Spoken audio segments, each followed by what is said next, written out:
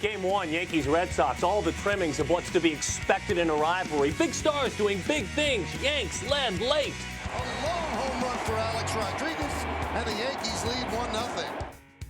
Oh, but the Red Sox countered with speed and the bat of Big Papi. Big Papi does it. Goodness gracious, into the monster seats.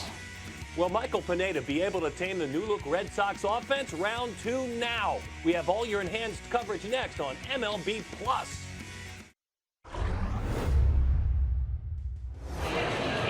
Going to be a gorgeous night for baseball on Yawkey Way. Expected to be in the 50s. Sweatshirt, hot dog, and a beverage. Fenway Park opened in 1912. StatCast was born 103 years later tonight.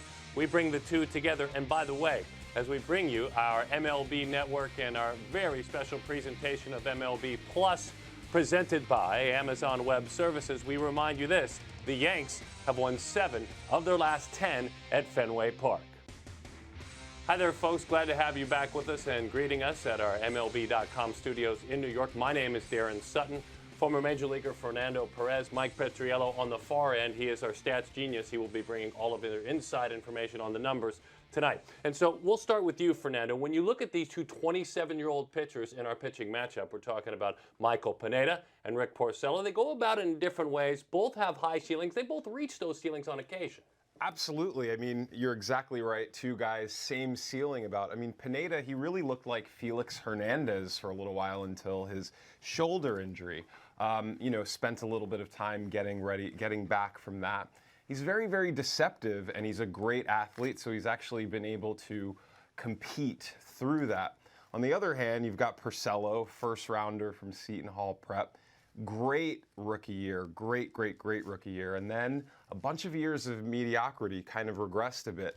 His last year in Detroit was good enough actually to get him some money from the Red Sox, and they're really, really hoping that he can add behind David Price. Mike, we know the value of defense more than ever over the last half decade. And with StatCast, we can talk about speed. We can talk about an arm and how strong the arm is, and range and how much ground is covered. But tonight, you start us off with positioning before the pitch is even thrown, where an outfielder plays. Yeah, it's one of my most favorite things that StatCast can measure is where does the outfielder start? And so we looked at Jacoby Ellsbury. He's the deepest outfielder, deepest center fielder this year, 322 feet. It's about 10 feet further than he was last year, so it seems like he's taken some steps back.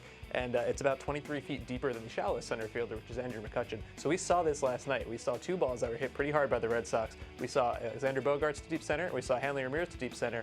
Ellsbury tracked those down pretty easily. If he'd been playing more shallow, those balls might drop in for hits. Maybe that game changes a whole lot. So keep an eye out for where he's going to play tonight. Allison Footer is an MLB.com national correspondent. She will join us this evening, and she'll crank things up with a bit of a mystery. The mystery that is Michael. Everyone's trying to figure out how to find consistency with him. Right, we're going to take a little look at Michael Pineda. He's a little bit of an enigma. A lot of people describe his outings as baffling. A lot of observers are a lot closer to things than we are here. Sometimes he looks like he's at the top of his game. Sometimes he doesn't look like he really knows what he's doing out there. And the interesting thing about it is that it's all happening within one game. So we will definitely look at some interesting numbers coming up here.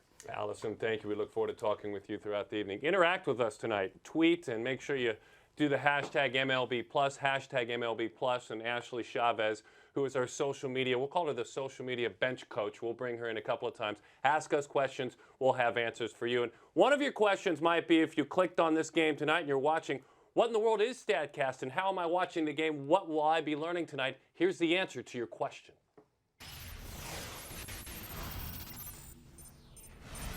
Several years of research and development were realized in 2014 with the debut of MLB.com StatCast, the first ever reliable measurement of every play on a baseball field. Pioneered by MLB Advanced Media and debuted with prototypes at the 2014 All-Star Game, League Championship Series, and World Series, StatCast's roots can be traced back roughly a decade earlier to MLBAM's introduction of pitch tracking. Pitch tracking delivered a never-before-seen wealth of detailed information regarding every pitch thrown in the major leagues.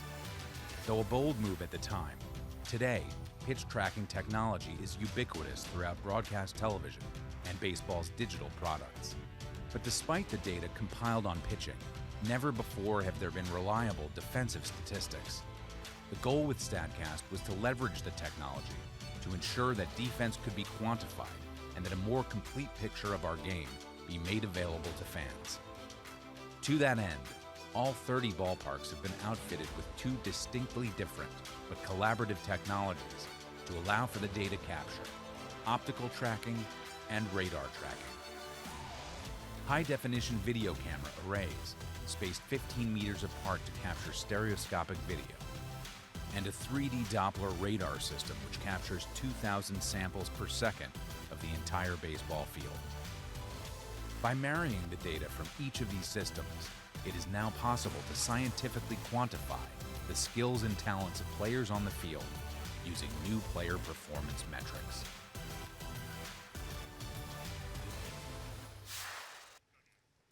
Rick Porcello is on the mound for the Boston Red Sox here at Fenway Park. You can see him taking a stroll up onto the hill. And the right-hander, 27 years old, out of Morristown, New Jersey, ready to roll. This is the way he gets it done. Yeah, it's interesting. It's actually a very different Rick Porcello we're going to see tonight, because that is what he did last year. But most guys, you would flip it by years. What did he do last year? What did he do this year? For him, it's actually what did he do before and after he got hurt. Last year, he was on the disabled list for most of July. The pitcher we saw before that and the pitcher we've seen since, extremely different, and we're going to get into that a little deeper tonight. We'll show you the entire Yankees lineup. Ellsbury, Gardner, and Carlos Beltran, and we are underway as the first pitch is fired in for a strike to Jacoby Ellsbury, who is 1 for 2 and walked a couple of times last night, something he has not been doing a bunch this year. He was patient. Sometimes that means a hitter's about to go on a run. You see some pitches, you have a game in which you settle into that box a little more. Sometimes a hot streak can follow. The Yankees certainly hope so. I mean, obviously they paid this guy a lot of money. At the outset, it really looked a lot like the Johnny Damon deal, stealing, one of the better players from the old rival, especially a center fielder hitting left-handed. Has not worked out so well for him so far. I'd love to get him going. Can we start out with something weird tonight? I want to go right to something weird with him. Jacoby Ellsbury has 3 of the 6 catcher's interference calls in baseball this year. He's actually got the 4th most all time. He's got 17. I'd like to take credit for that. I got it from Jared Diamond, who is a writer for the Wall Street Journal. But it's really interesting. You've seen some of the catchers take a few steps back so they don't get hit with the bat. And I'm interested to see if that's going to affect steal attempts if he's up when there's somebody on base. You see the Yankees' average exit velocity against Porcello at 94.8 miles an hour. Boy, Rick is a completely different guy this year when you look at his exit velocity. It's down below 88. It's 87.32. That's league wide. That's in all 4 of his starts. No one's squaring him up, at least regularly. Not yet. Yeah, I think Porcello he's such an interesting guy. He got traded straight up for Yoenis Cespedes. And at the time, that seemed like an okay deal. And now you look back on it and you see what Cespedes has done, and you're like, I can't believe it. But we see right here, he's going to get a ground ball. That's his bat. Like he is not a guy who's going to overpower you. And I think that's what he got in trouble with last year before he got hurt. Is he threw his 4-seamer far too much. After he got hurt, kind of dialed that back to get up to the sinker, and that's been such a big deal for him. 1 through 9 for the Yankees. We showed you a couple. It's interesting when we look at exit velocity from last year for these New York Yankees. A couple of veterans on that list, Carlos Beltran and Alex Rodriguez at the very top of the list with regard to exit velocity. You can see Brian McCann up and over 90 miles an hour as well. The starting lineup tonight for the New York Yankees, Chase Headley, flip-flop. He really struggled this year. He does not have an extra base hit all season, guys. It's almost May. His walk rate is up, so there's that. It's up from 8% to 14%, but that's pretty thin to be hanging your hat on. He's got a 140 slugging percentage, and he's got a 140 batting average, and that tells you everything you need to know. Left fielder Brett Gardner, a pair of home runs this year. He's hitting .269 and on base of .388, so that means he's walked enough to help out that batting average. Very few pitches, and I know he touched on it, the 4-seamer, maybe not the bread and butter. It's a true secondary, maybe 3rd or 4th tier pitch for Porcello. Take that pitch out, Fernando, everything else moves, right? Absolutely. At this day and age, that 4-seamer, it's usually a show-me pitch. It's a pitch that you throw at the banks of the strike zone hoping to induce a swing. It's so easy to hit that really the only way you're going to get away with throwing that pitch is if it's out of the strike zone or if you're throwing it really, really hard. And Porcello, he does not throw it hard, but he's got a very high spin rate. Actually, one of the top 5 spin rates on it last year. And usually you'd think that's a good thing. You know, he's going to get a lot of strikeouts. It just didn't work for him. He kind of fell in love with it. Before he went on the DL with his triceps injury, he had 45% of the four-seamers in the strike zone, and afterwards he only threw 35% of them in the strike zone. He stopped throwing it as much. It went down from 37% to 17%, and it's made all the difference for him. You've got to hustle. You've got to get to the bag when that occurs, because Brett Gardner, one of the fastest from home to first last year, ranging in that 3.5 to 4.5 seconds. Billy Hamilton, D. Gordon, Jose Altuve, and then Billy again had another time like that. So it's interesting. In single instances, he had one of the fastest out of the box last year. We measured the entire season, and so we measured home to first maximum efficiency time. And what that is nobody cares about the jogs on easy pop flies or foul balls or whatever. And he came in 11th. We measured a couple hundred players. He had the 11th best at 4 seconds every time.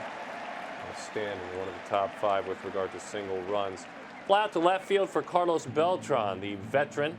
The right fielder hitting .250, and that batting average will go down at least for now. And on occasion, we will say the words batting average. It'll be okay. You guys will be all right. That's for our traditional folks that have clicked on and logged in as the Boston Red Sox head into the dugout and they get ready to roll offensively. Let's take a look at how they will line up offensively. And again, we make a note of the explosive bats with regard to exit velocity. Mookie Betts right at the top, and David Ortiz. Isn't that funny? What a difference in age. You've got a 23-year-old this year and a 40-year-old. Those are last year's numbers. Of course, David Ortiz with a home run last night. Hanley Ramirez, he's at up and over 90 miles an hour exit velocity off the bat. And Christian Vasquez was not a big league regular. Did not play in the big leagues last year for the Boston Red Sox. 1 through 9 for Boston. The right-hander Michael Pineda is on the mound for the New York Yankees. The Sox settling in. You can see it's jacket weather, ski cap weather tonight. Shot of Henry Owens as they pass by. Every time they show Henry, I will mention with what he was able to do last night. I didn't hear the word changeup. I'm very surprised about that. We talked a lot about Henry Owens' changeup last night. But here's what to watch for at the Red Sox offense. They've actually scored the most runs per game in the entire American League. They're the only team in the league to score over 5 runs per game. That's really good. But even with David Ortiz's huge home run last night, they have the fewest home runs in the American League. So how are they doing it? They have the best on-base percentage at .338, and they've stolen the most bases in baseball. It's not the Red Sox offense you'd expect, but so far it's been very effective. We saw Pineda on the mound just a moment ago. The right-hander goes to work for the 5th time this year. He's given up 7 home runs. This is his pitch mix. This is how he gets folks out. Sometimes how he gives up hits as well this year, Mike. He has been extremely hittable. You look at this guy and you think, he's got all the tools. Everything looks good. He's got a fastball that's really good. His slider is a real out pitch. And if you look at his numbers, he's got over 10 strikeouts per 9. He's got very good control. I think his issue, and we can probably get into this more a little later, Fernando, is the difference between command and control. He doesn't walk a lot of guys, but he throws so many hittable pitches, he just gets crushed in terms of exit velocity. And that's the problem. Lots of strikeouts are good, few walks are good, but you are not limiting the power off the bat. We saw Henry Owens do that very well last night, and Michael Pineda, when he lets them hit it, he lets them hit it very hard. Absolutely. He's very, very deceptive. And it's interesting that people say that about him because he has such a smooth delivery. He's not one of these all elbows and gloves sort of guys that you see that are often getting that distinction as deceptive. He's really, really smooth, but I think it's maybe his smoothness that's actually making him so deceptive. You can see how the Yankees line up defensively. It is not the Red Sox with regard to covering ground in the outfield. In the middle of the infield, it's very good, though, with Gregorius and Castro, young, athletic, 26-year-old and middle infielders.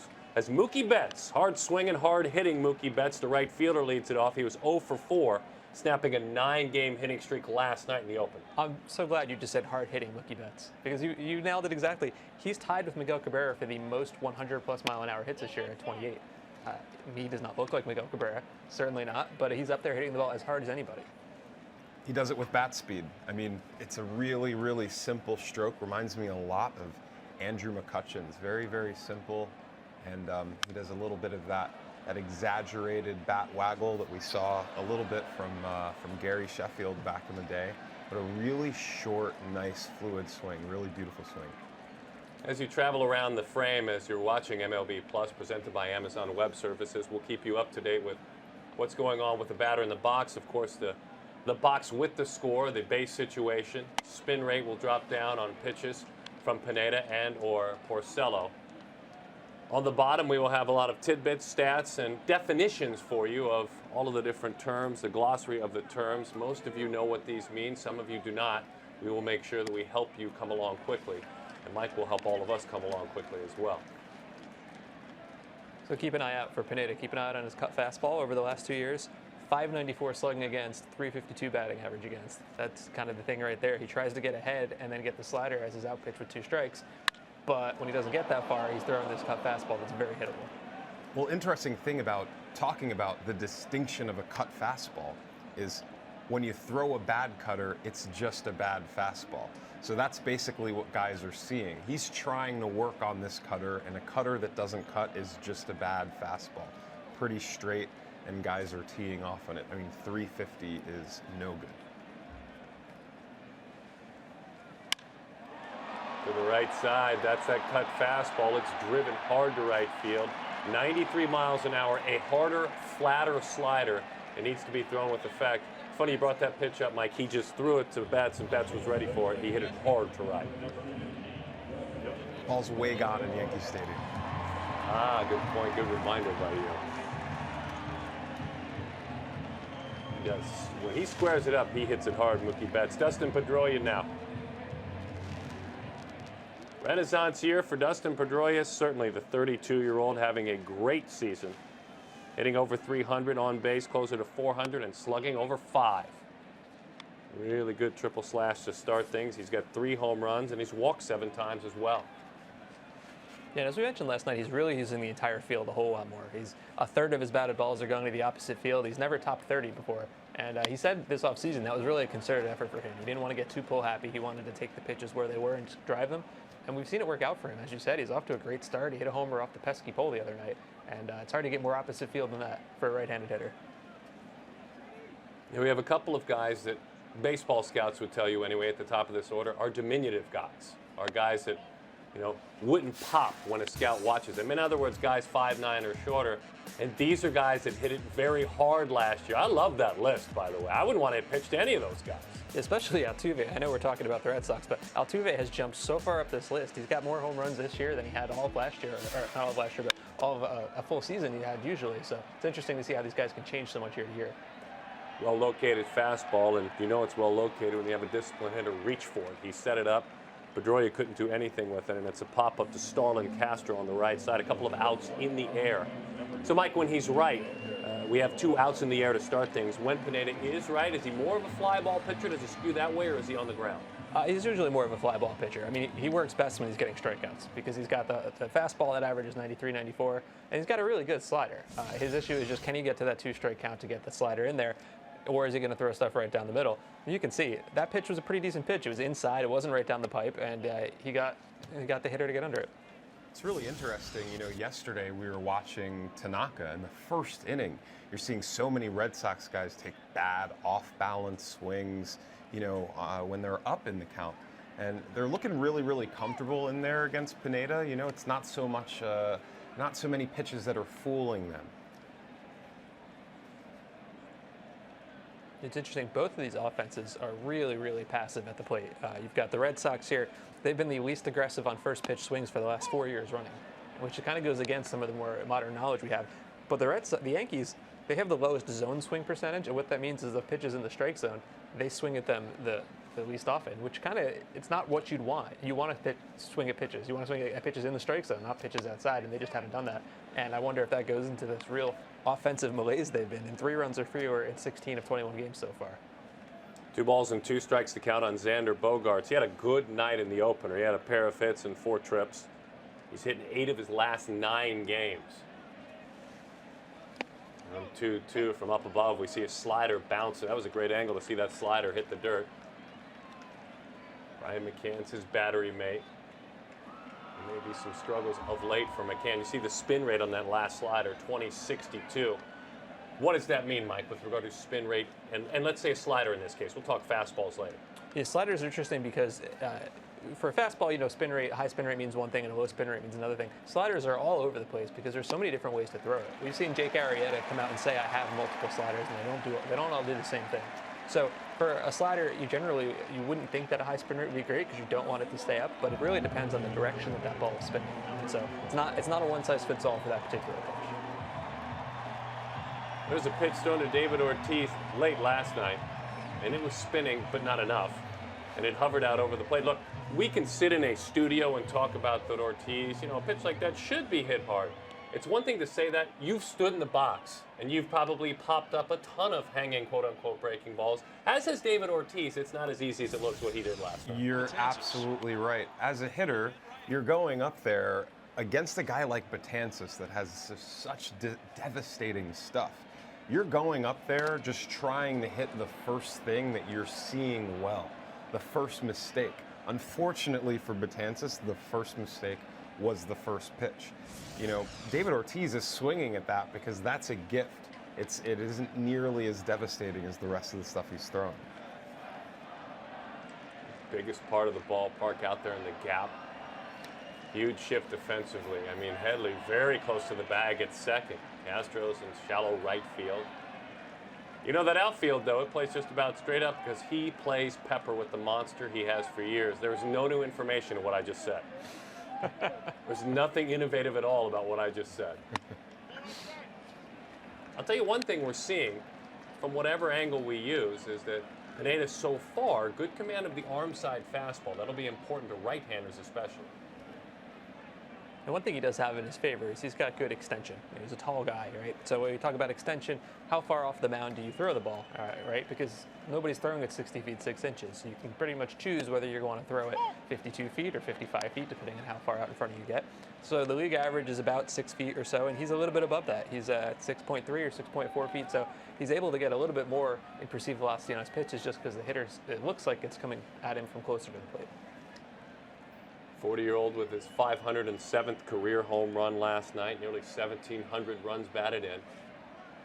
You see a lead, a safe lead of about 11 feet, then a secondary of about 16 feet for Xander Bogaerts. David Ortiz is taking the I don't really like that call walk. We saw him do that last night, too. Looks like a pretty good pitch. Fastball inner half, glove side fastball. So he's been able to come in effectively to righties and lefties.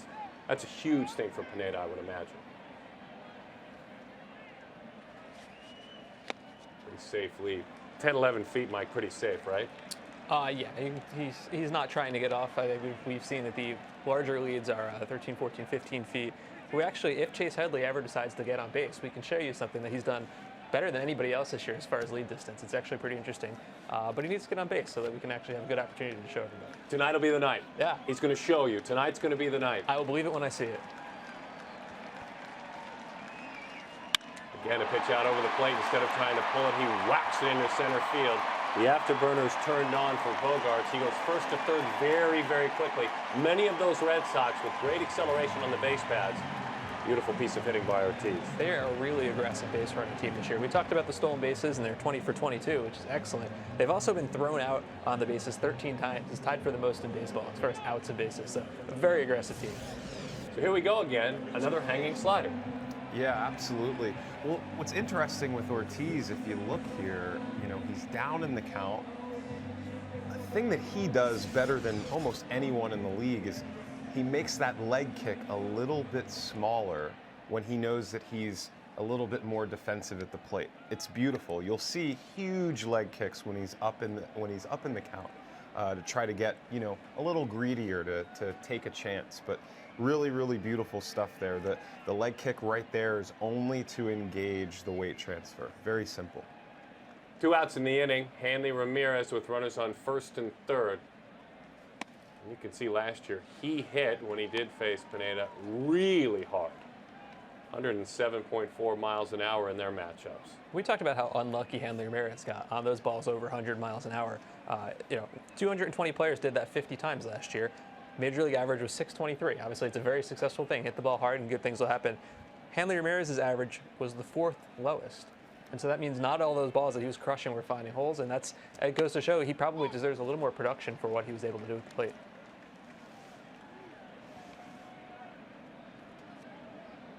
Here's as the extension of 6'2", that's what you're talking about, getting over that left knee, as pitching coaches would tell you, for Pineda. Put that together with the actual velocity and the perceived velocity, a little bit slower, 95.1 miles an hour. Interesting. And I guess if you think about it, Mike, you can help both of us understand, Fernando, in that case, when a guy is 6'7", 6'8", and if he's only pitching to, as far as his extension, about 6'2", you're going to look just a touch behind the actual velocity. Absolutely. He's sort of throwing it like a catcher, short-arming it, not using all the extension possible. There's 106.3 miles per hour on that David Ortiz hit. And I assume that will just fuel the Fernando Perez, please don't let him retire train. He isn't going to retire. He's going to change his number. He's going to come back wearing 45, and especially if they win. I mean, obviously, if they win, it's sort of the great little swan song, and he'll move on probably, but he's just so important to the team. I mean, I don't know what they would do to fill that void. It's a much bigger void to fill than, say, Derek Jeter, really at the end of Derek Jeter's career, except for the, sort of the emotional importance of Derek Jeter. Anyone really was going to be an upgrade defensively, even though he did pretty well swinging the bat at the end of his career. Inside corner, he froze him with a fastball. Not only is he commanding the arm and glove side when he needs to, but he's getting a little bit of an extended zone in and out as well. And that may make a difference for a man trying to find his comfort in Michael Pineda tonight. Well, Hanley Ramirez will tell you that's not the best of what I can do in this situation, but the Red Sox have done so many things with an electric, athletic manner this season. With that in mind, let's take a look at the best of the Boston Red Sox with regard to StatCast.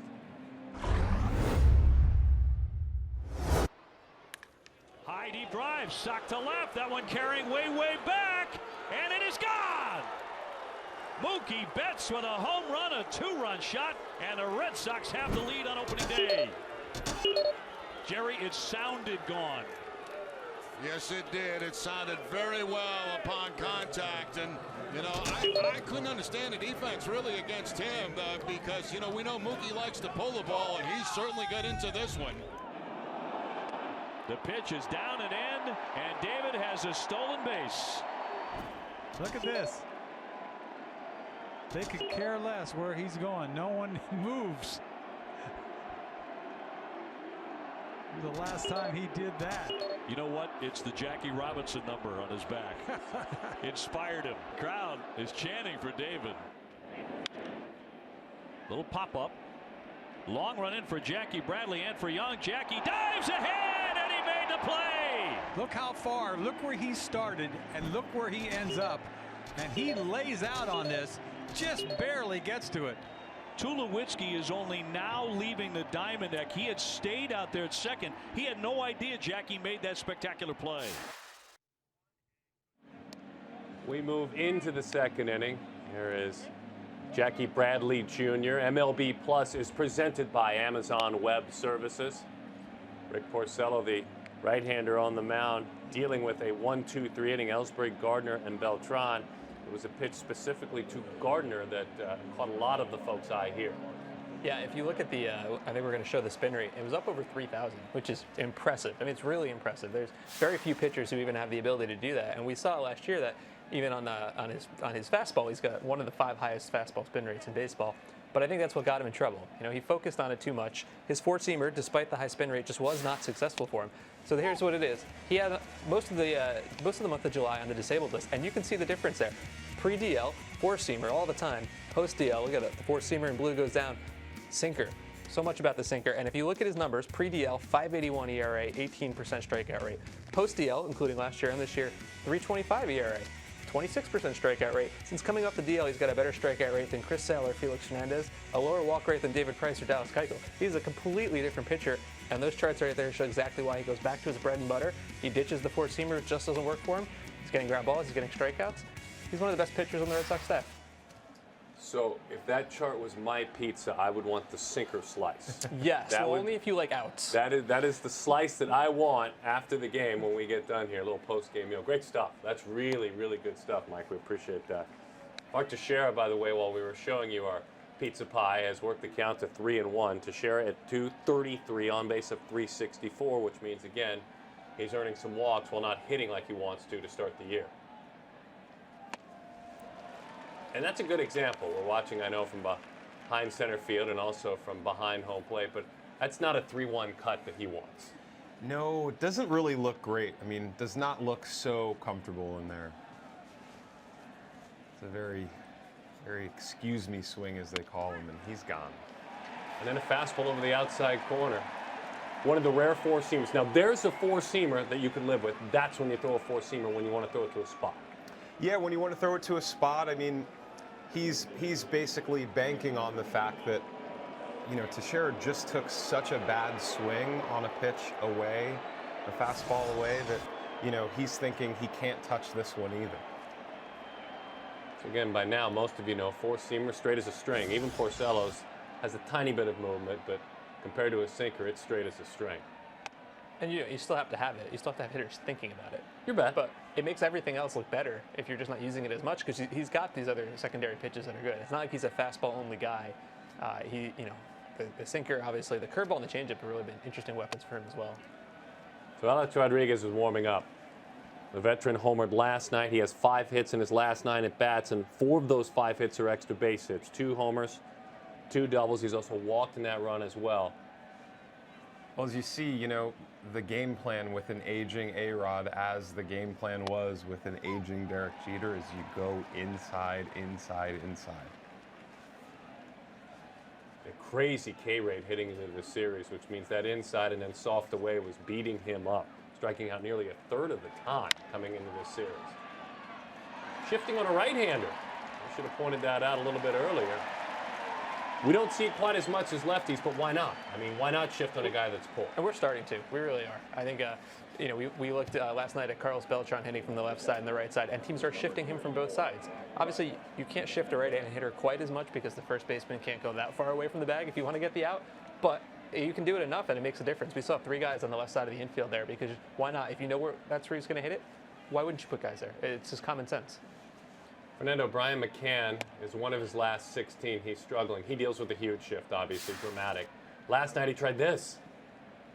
He tried it. He tried it. So, interestingly enough, they say that the easiest pitch to bunt is a curveball. Now, I've bunted a lot of balls. It's not really so much so. They say that because it's slower. It isn't really true. Brian McCann, you can see with the sort of double pump there, he got caught off guard by that ball. If that's a fastball, I'd like to think he gets that down, and perhaps his game and his season is just looking much different. And I think it threw his entire at-bat off probably the rest of his night. Probably so. Something he talked himself into doing for whatever reason, and he was very disappointed. You saw that was a great edit, by the way. You could see the breaking ball that he took for strike 3. He was frustrated. Didn't walk back to the dugout. He stomped back to the dugout. He sulked back there, yeah. Now here's a shift I think that we're a little more familiar with. Brian McCann obviously gets shifted just about more than anybody else in baseball. And you can see all the guys on the right side of the infield, and the third baseman or shortstop, whoever that is even taking a few steps over. And of course, he right through the shift. He tells the Red Sox what exactly they can do with their shift. Now, the opposite of how he felt trying to bunt, that's how good he feels right now. Exactly. If you know, we're also assuming that he's, you know, as they call, taking it like a mental midget and saying, oh, you know, if I can't get this bunt down, I'm going to just stop that. You know, here he's got the base hit, hard line drive through the hole. He's now, you know, thinking, this is my game, gotta stick with it. You know, it's nice that works for him right there. I mean, that was a perfectly placed ball, but that does not work all that often. You know, if you look at it, it's really not just him, even it's the entire Yankees. Over the last 3 years, not only have they faced the most amount of shifts by like 700, they've hit 264 against the shift. No other team sit below 280, right? And that is, it goes back to their roster composition. McCann, Teixeira, Beltran, all these guys who pull the ball a lot, slow, don't run very well, and you know, I think we've seen that's why Joe Girardi gets so upset about it, because it just crushes his team. Obviously, it worked for them right there. Well, you can see a new Starlin Castro, his exit velocity last year of 86.6 miles an hour, having a really good year this year. He's making more contact. He's hitting a little bit harder, close to 90 miles an hour off the bat. He's not a huge exit velocity guy, I would imagine, but he certainly is having a good year. No, he's a hitter that he gets a lot of those line drives that are just barely making it over the over the infielders' heads, and obviously this one's going all the way to the monster. Or over the outfielder's head in this case. It sails over the head of Brock Holt. It's off the wall. Not quite sure what the exit velocity was on that. Well, there you go, 103.7. He hit that one hard. Yeah, I think that's actually 2 balls that are over 103. The previous one was 103.4. So not a good start for Porcello in terms of eliminating exit velocity.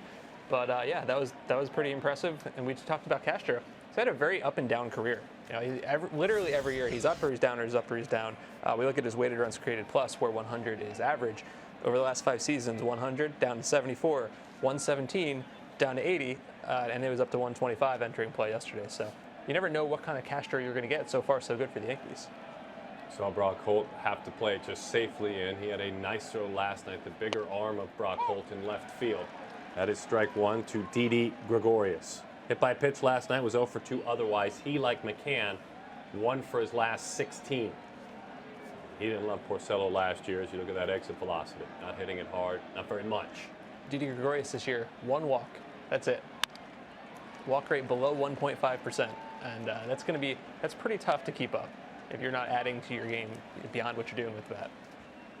So that changeup obviously has a lot of downward motion. I mean, you don't really see that many changeups fouled back that way. Almost a backwards ground ball. Yeah. That's literally what it looked like. One of the effects of Porcello changing his pitch picture, all his other pitches kind of play up. And we talked about his changeup. Before he went on the DL, he had a 10.8% strikeout rate. After and since, almost 19%. It's almost doubled because it just looks so much better now. Chopped a sinking fastball to the left side, ranging to his left and making the plays. Travis Shaw, ground ball, the best friend there. A couple of hard hit balls in that inning. McCann scalded one, so did Castro. But in the end, Porcello came up with some pitches. And his bread and butter is he gets it on the ground. Fernando and Mike and you, glad to have all of you back with us, Darren Sutton. Watching what has gone on thus far, we see both of these pitchers with their natural ups and downs getting comfortable out there. For me, I'm most interested, though, to watch what Pineda does tonight, because I think it's not that it's any more important for each or the other pitcher, because it's been a huge year for Porcello. But I think Pineda really has to get things squared away. I'm going to have that thought, but let's have Allison's thoughts on this. Allison, for Pineda, this is a big night tonight, isn't it? It is, considering that his last start was really bizarre. It is something that's never happened in Yankees history. So on April 24th against the Rays at Yankee Stadium, he allowed 7 earned runs, 4 home runs, and he struck out 9 batters. So that's never happened. And you're wondering, what do we make of that? He allowed 5 runs in the first inning. And basically, it's not like Joe Girardi is really trying to get too complicated when he's explaining what he thinks is happening. He's like, hey, leave some balls over the plate. And that's what happens. And Pineda says, sometimes your ball moves, sometimes you have good movement, sometimes you don't have good movement. And so you wonder why it's either like one extreme or the other. And you can talk about like guys who are effectively wild, and so it keeps the hitters off balance, but it doesn't seem to be really a problem for a lot of hitters. So he had 2 good outings in between 2 really bad ones to start the season. So his first outing, the Yankees rolled over the Astros. I think it was like 16-6, so maybe no one was really noticing that he did not pitch well. And then he had 2 good ones where he pitched 6 innings, only gave up a couple of earned runs in each outing, and then he had that one against the Rays that nobody's really able to figure out yet. So they're still, of course, sticking with him because his upside is so great. But when he doesn't have his command and he doesn't have the movement, then things just don't work out for him. So it's just going to be an interesting, not only night, but just really season to see how he progresses this season. Yeah, it's interesting, Allison, too, because, and we'll get Fernando's thoughts on this, but for you, it isn't even command like he's throwing it like Nuke LaLoosh to the backstop. We're not saying that. It's just ineffective strikes, right?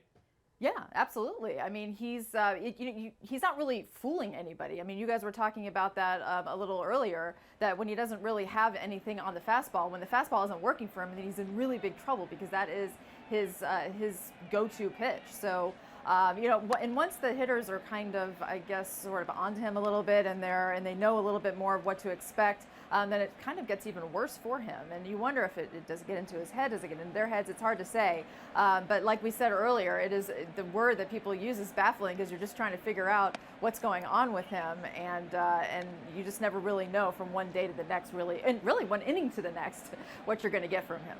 Well, at least when he gives them up, his body language is priceless. Yeah, it is that. It definitely is that. Hey, listen, I want to ask you, and I know we have a comparison that we're going to get to at some point this inning, a unique comparison, big shift defensively to deal with Travis Shaw. Here's something I've got to get into with you, Fernando, because his walk rate is crazy. I mean, it's crazy, crazy low. In his career, it's below 2. As Shaw continues to work the count, 2 per 9 innings, right? So you're 6'7", 6'8". To me, there's a lot of moving parts there. You've got to be a good athlete to be that tall and to be that much in control of your body and the command. Absolutely. I mean, there's always a fight between position players and pitchers about pitchers not being good athletes. This guy is a good athlete.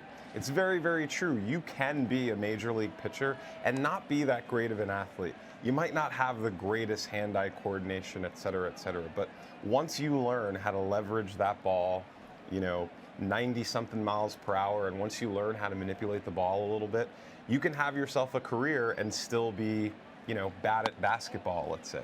Fernando, I mentioned before that I think Pineda's biggest problem is command versus control. And I think a lot of people think that's one and the same, but it's really not, right? I mean, there's a huge difference. Total difference. I mean, what you see in the major leagues is that everybody's much, much closer to the plate. In the minor leagues, you have tons and tons of guys who are throwing their 98, their 99, and they're never really figuring out how to get it around the plate or how to command it.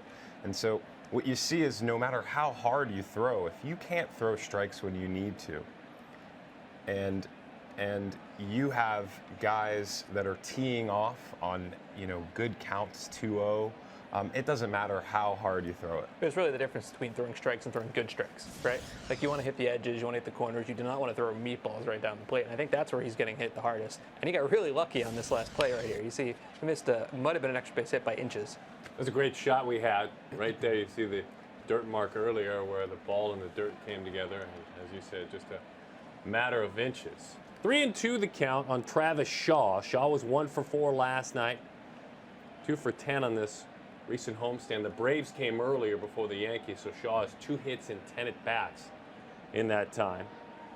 Swiped the third base job and just ran with it. Slugging over 500, 506 slugging percentage.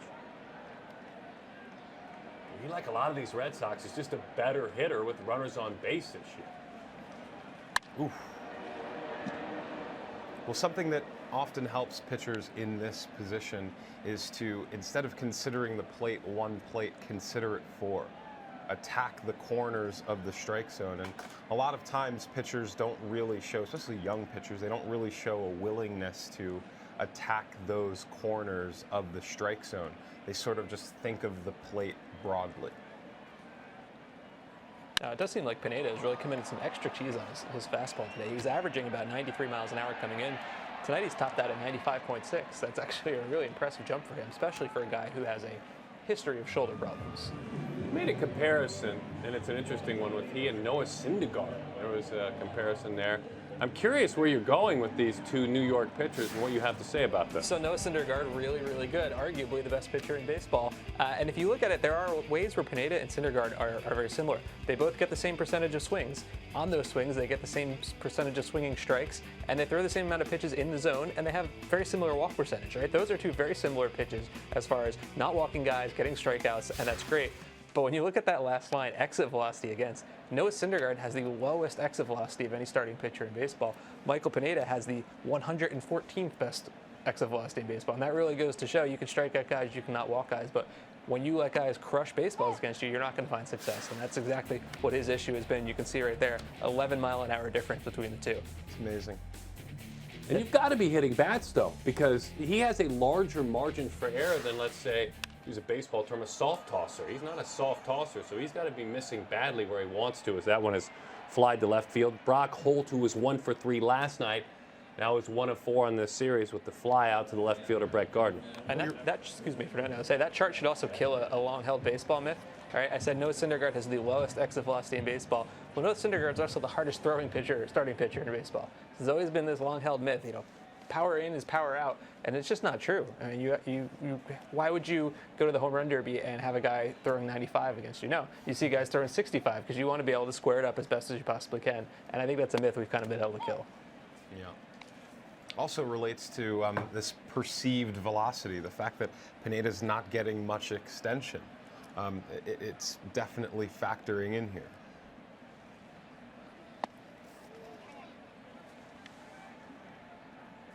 Two-seam fastball dives down, and then we'll do our best, as you can see, when we bring terms to the table, we'll do our best to put the definition down below, and if it seems to be that you want to know more, then tweet us. Hashtag MLB+.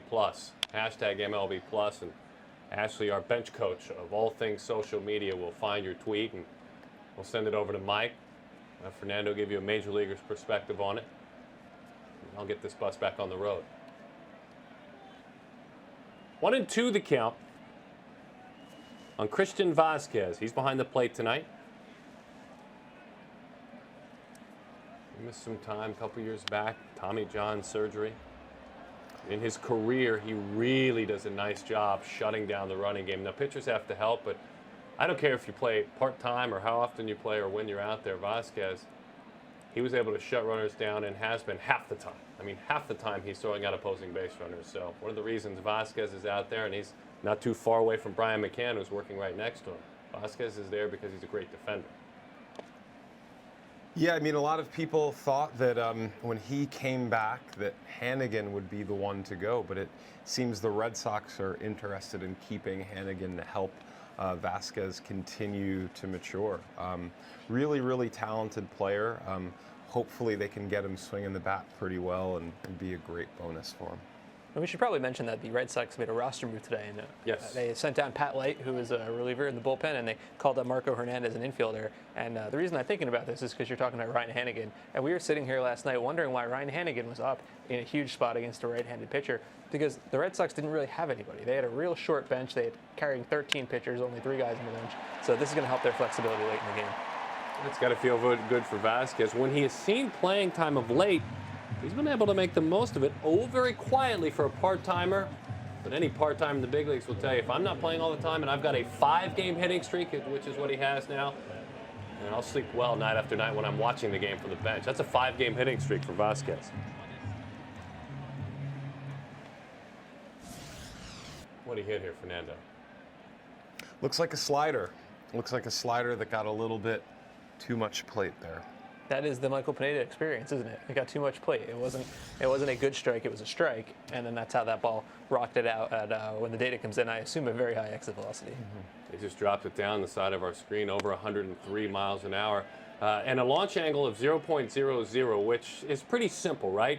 But Mike, when we talk about launch angle, that's going to be tied with everything that comes off a bat, as Jackie Bradley Jr. is ahead 1-0. Just kind of give us a little bit further than what a launch angle is, because I think we figured that part out. Well, launch angle is really important, right? And you could hit a ball 500 miles an hour, but if you hit it straight up or if you hit it straight down, it's not going to be a hit. It's still going to be an out. So it's really a combination of those two, and what it's measuring is the angle, vertical angle off the bat, right? So we kind of look at 0 degrees to 10 degrees, or even below 0 degrees to 10 degrees as being a grounder. 10 to 25 is kind of the line drive zone.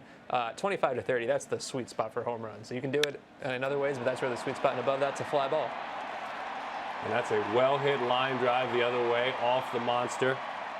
We see Jackie Bradley do what he did last night, take a pitch out over the plate and hit it really hard the other way. Last night's was an even better pitch, a little further down. This was up in the zone. This was not a quality pitch, and he did not try to pull it, which is key. Yeah, I mean, it's obvious he likes the ball out there, at least he does lately. And again, Mike, to your point, he's missed a spot right there. That's a ball that, they wanted in, probably thinking from last night, this guy's seeing the ball really well the other way. They wanted that ball in, fades away, and Jackie Bradley Jr. is all over it. That's another 103-mile-an-hour ball off of against Michael Pineda. And I think he's kind of, he's doing exactly what we expected he would. He's throwing some pitches that look really impressive, and then he's also getting hit really hard. And I think this has been an ongoing issue for him. Unfortunately for him, he doesn't have a lot of rope to work with because the Yankee offense just cannot score. Right. He cannot let them get too far behind, but that might be it. That's a great catch, Fernando. I mean, McCann set up right up under the knees of Bradley. He wanted it way inside. That was out over the plate.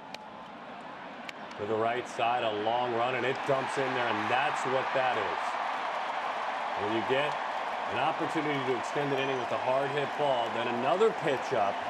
Not great contact on it, but it's dumped in there, and a couple of socks. One and then two come on down. That's just some baseball happening there, you know. He gives up some hard hit balls, and you know he gets punished by just being in the inning. Bad things happen when you stay in the inning. Fastball up, he beat him with it, but again, it's up. Up in the zone. And contact is made. Now, both of these teams make pretty good contact. They're not missing a lot of baseballs. They're right up there with the Angels. League average about 75.9%. Both of these teams closer to 80. Yeah, you could see, I think Betts just got a little bit long there, but again, he got lucky. I mean, you give a team an opportunity to keep swinging. I mean, bad things are going to happen. That's just unlucky right there for Pineda and the Yanks. There's something about 2-out RBIs just feels good. And terrible on the other No, side. I understand. I understand. Yeah, absolutely. So that ball that we just saw, it was not hit very hard. Right? It's at 69 miles an hour, launch angle of 41, 42 degrees, I think. When you look at that combination, 625 batting average this year in baseball. It's actually a pretty effective hit. It's not something you ever try to do, but it's a ball that's going to fall in more often than not, just because it's what we've been calling the donut hole. It's the kind of thing, it's not hit hard enough to get out to the outfielders, and even though it doesn't look pretty, it's an effective hit. A nice play at first. Dustin Pedroia hit it really hard to the right side. He is getting squared up. And the interesting thing about it in that inning, folks, is the one ball that wasn't hit hard at all, was the ball that was popped up by Mookie Betts, but it plated a pair. We bring in our man who handles prospects and obviously takes us through the pipeline, the insights of Jim Callis, as we bring Jim on to share his thoughts with us. Michael Pineda signed with the Seattle Mariners out of the Dominican Republic in 2005 and had a spectacular U.S. debut 3 years later, leading the Midwest League with a 1.95 ERA and finishing his season with a 14 strikeout one-hitter, leading to thoughts that he might team one day with Felix Hernandez and form a very strong front of a Seattle rotation. Pineda was bothered by elbow problems in 2009 that slowed him down a little bit, but he made it to Seattle in 2011, won 9 games and struck out 173 batters as a rookie and looked like he'd be set to team with King Felix for years to come. Instead, the Mariners decided they needed some offense, and they made a trade with the Yankees in January 2012, sending him and pitching prospect Jose Campos to New York for Jesus Montero and Hector Noesi. Montero, who at the time was considered one of the best offensive prospects in the game, never got his bat going in Seattle, while Pineda came down with shoulder problems almost immediately in New York, didn't make his first appearance for the Yankees in the big leagues until 2014. Very solid in 2015 for him, and I think he's on the verge of becoming a quality number 2 starter for him. He's got the stuff. It's always been there. It's 93, 96 mile an hour fastball. He's got a very good hard slider, pretty much a 2-pitch starter. He'll mix in an occasional change, but along with all that power, he does throw a lot of strikes, and I think that combination can make him perhaps the Yankees' best starter on their current roster when you factor in stuff, age, and health. Love the insights of Jim Callis. Kind of before we knew who they were, Jim Callis knew exactly who they were, tracking them from the amateur ranks and on up to the major leagues, and so that's really, really good stuff. We appreciate that. Great Porcello. He gets ready to go. We knew a little bit about him, or at least when you're a first-round draft pick, folks know about you, out of Seton Hall Prep in West Orange, New Jersey. 27th, he lasted until the 27th pick in the 07 draft. Chase Headley had a peek over to third base. I saw it. He had a peek over there see where the third baseman's playing. I mean, he's hitting 140. Any way to get on the board is a way to get on the board. We've talked about Chase Headley not having an extra base hit this year, and that's true. But if you go back to last year, and if you include the wild card game, he's on a 95 plate appearance streak of not having an extra base hit. That's almost unthinkable for a guy playing a corner position. Unbelievable.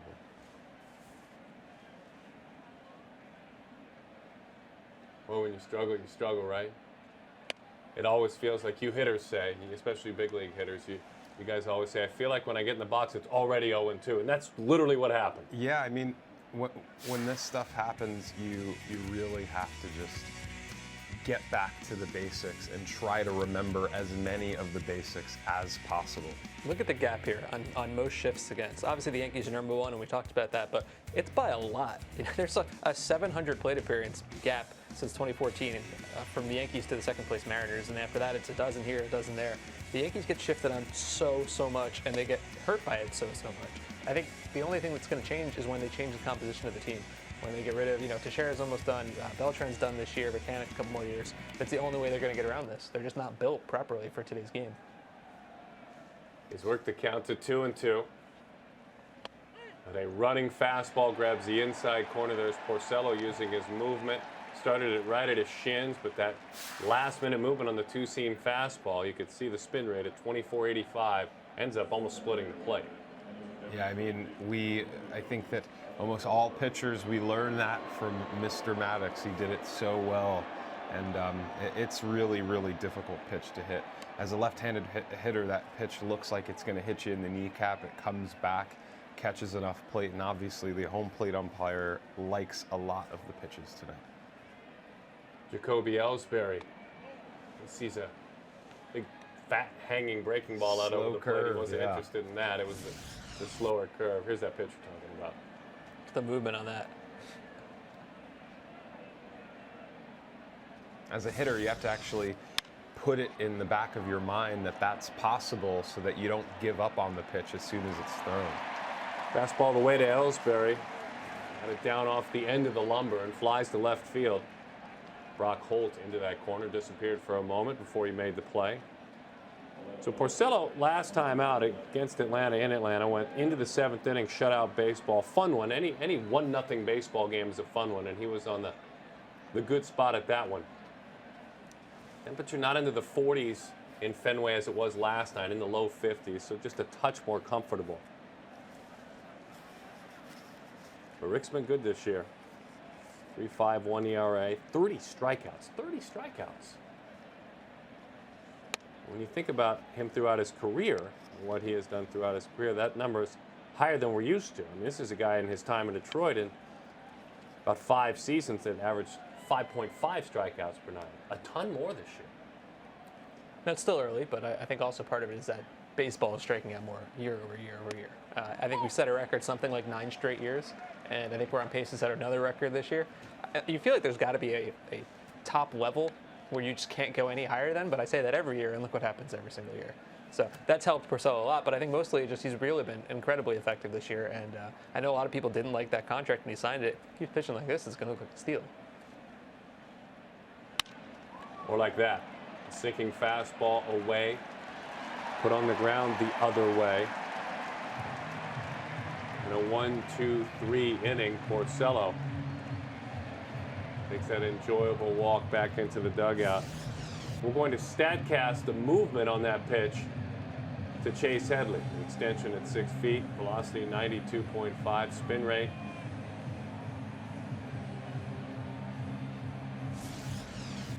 Spin with regard to two-seam fastballs or sinkers. Explain where it ties in. For the most part, low spin is actually what you want because that'll cause the ball to dip and hitters will swing over it and pound it into the ground. So it's interesting there that Porcello actually had a very high spin on that two-seam fastball, but he also didn't get the grounder on it. I think it almost confused the hitter. It was a called strike, and that's been something that's been big for Porcello this year as well. What's interesting watching it, and to tie in Fernando what he's talking about, just to break down a single pitch, when you talk about what we were talking about, breaking down that single pitch, is the fact that, so it did come to the plate, it did have a higher spin, but it didn't truly dip down. It had more of that. Maybe it was on intent. Maybe he got on the side of that ball a little more, wanting to get the true run side to side and freeze him. because it didn't dive at all. It didn't have much vertical movement. It had a ton of side-to-side movement. Yeah, that side-to-side, I mean, again, we saw that. We learned that from Mr. Maddox. James Shields does it really, really well. Roy Halladay did it great. And that's a pitch you really have to say to yourself, you have to remind yourself that the pitcher has that in his repertoire so that when you see it, you don't freeze. And it's exactly what happened to Headley there. Our social media bench coach is Ashley Chavez, and she's been interacting with all of you tonight. Ashley, what's up? First off, that is my favorite nickname. I love it Good. so much. Thank you, Darren. But let's get to it. We have a lot of great tweets. First off, we're going to get to Ryan Higgins. At Ryan Higgins, Ryan says, anyone try this MLB Plus on MLB.tv? Going to give it a shot tonight. Well, Ryan, I hope it's going well. This has been a great broadcast so far, so I think he's enjoying it. Next, we have our very own Darren Willman. He says every baseball fan should check out the StatCast broadcast with Mike Petriello, Darren Sutton, and Fernando Perez on MLB.tv. Couldn't agree more. And lastly, this might be my favorite tweet of all time. Brian Murphy at Every 6 Day tweets, wow, how did they get Ted Danson to anchor MLB Plus? We got really lucky. Wow. Ted Danson. That's a Ted pretty good. Danson. That's a pretty good comp. I think so too. Yeah. Yeah. Can I go with that per game fee, whatever he got per show for Cheers tonight? Oh yeah. You better talk to someone about I that. know our bosses are watching right now, so I think they might pull my plug right now after I ask that. That's good, Ashley. Hey, man, there are worse things to be called. We appreciate it, and thanks for staying on it as our bench coach. We appreciate it. Ashley taking care of things. I'll take Teddy D. Yeah. There are worse people to be compared to. For sure. I thought you were great in Fargo. Oh, yeah, so many good ones. Yeah. We have the 3 Men and a Baby. There's Cheers. That one is chopped on the third base side. Xander Bogaerts legged it out. That's what a Gold Glove first baseman does for Poor you. Chase. Poor Chase. Thought it was going to be another mistake for him. Yep, it almost was. That's why you're thankful Mark Teixeira's there. Might be a challenge.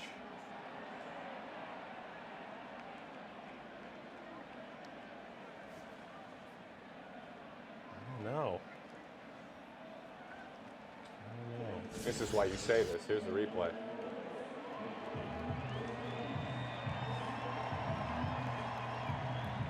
That's close, but I think they got it right. They just gave a thumbs down in the dugout. We have our bench coach. They have their bench coach. Well, it's interesting. The instant replay, I feel it's got to make making the call for the umpires, a little bit easier. You realize that in making the call, you're not necessarily going to affect the game anymore. It's not as momentous, I think, that you can relax and just make the call you think is correct. Love David Ortiz. When he got in the box, that's exactly what he did last night. He was not too happy with the strike zone, so he had something to say. Then he makes it right next time through. He makes sure to make it right and have a visit. The man who's in charge of his future behind home plate. So before that last batted ball, Pineda tonight, average exit velocity 94 miles an hour against. League average is about 88 miles an hour, so I think this goes right into what we've been talking about. He gets strikeouts, he limits walks, but he gets hit pretty hard. And we've already seen that hurt him a lot tonight.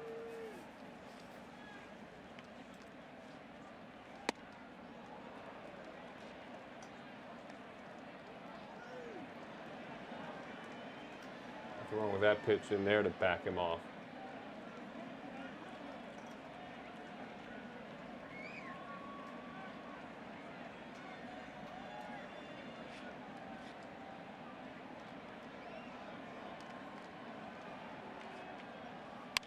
He went right back in there, but this time on the inner half. This is the speed of Xander Bogaerts. Yeah, this is his 7th fastest home to first time this year. So you can see I was actually running that out. Didn't quite get it, but it's pretty impressive. We've seen this team be really aggressive and I think a little underrated in terms of speed. Looking Betts, Jackie Bradley, and Xander Bogaerts. So good job by him, just couldn't make it work.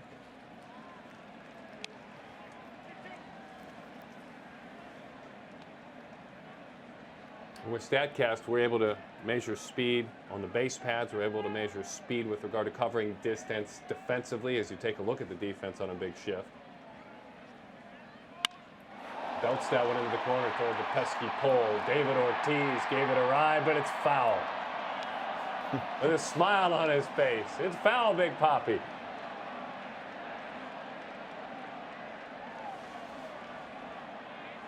The ball's hit very hard. But we see the replay. He ended up missing the pesky pole by about a half a foot. 113.6, launch angle of 17. Yeah, 113, and unfortunately can't straighten it out enough to get anything out of it. And good for Pineda. That's not going to go onto his tab for the night because we're only tracking, balls in the field of play. But another hard hit ball, kind of the theme.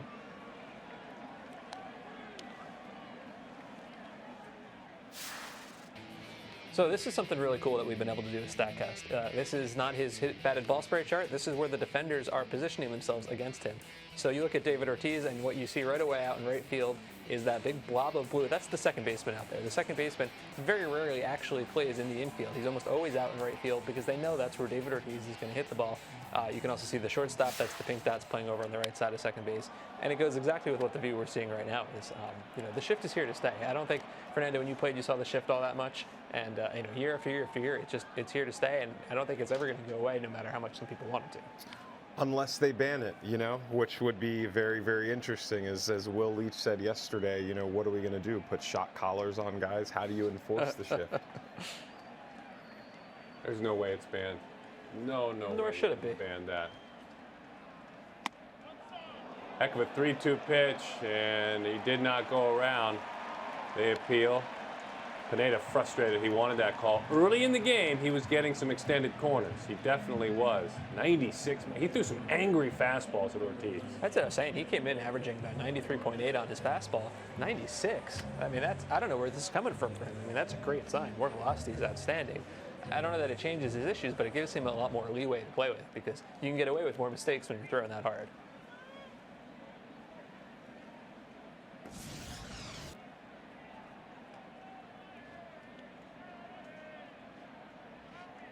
Seems to me that's the same pitch that got called a strike earlier. Mm-hmm. Yeah. Well, you can see that McCann's set up away, and if he has to move his glove at all, that's something that the umpire is all over.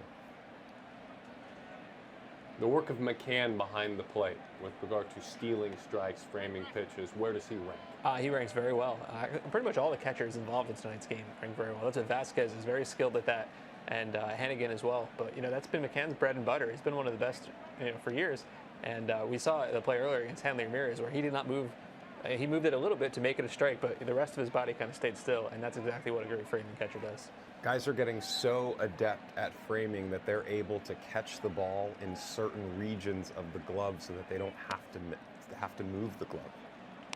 There were catchers a generation back that did it, but they were rare. Now it's really practiced, and guys like Bob Boone and Jim Sundberg, I know those are names some of you don't even know of, but two of the better defensive catchers in the history of the game. Guys that weren't offensive catchers, but they did exactly what you're talking about. You kind of wonder if it's peaked because it's so well known across the sport that umpires have to be kind of looking out for it now, more so than they did, right? And I just wonder if it's kind of hit the peak and it's on its way down where it's still useful and still important, but maybe no one can stand out as much as we did when we first saw it. Well, another sense that you can think that it's maybe peaked. I spoke to R.J. Harrison, the Rays scouting director, about 2 weeks ago for a story, and he said something that the Rays did is they were looking at catchers that were adding value to their teams by their framing. And what they were finding is you take a guy like that, typically that guy's not a starting player. In Molina, they basically took a guy that was a platoon guy and made him a starter. He's not exactly built to do that job. So it didn't exactly work so well for the Rays. It's another way in which it potentially peaked. Fabulous slider. Great extension. Look at that extension. You got way out over that left knee. 7-1 and huge dive. The bottom fell out of that pitch. That may be the best pitch he's thrown. That is it. It's the slider. Like I said, that's his bread and butter. He gets to strike two. He wants to put people away with the slider. When he's going right, that works extremely well for him. He hasn't always been able to get there. He's only got 4 swing and misses so far tonight, but as you say, that slider at the bottom just drops out of it. It's exactly what you want that pitch to do. Travis Shaw fly to center field back in the second inning.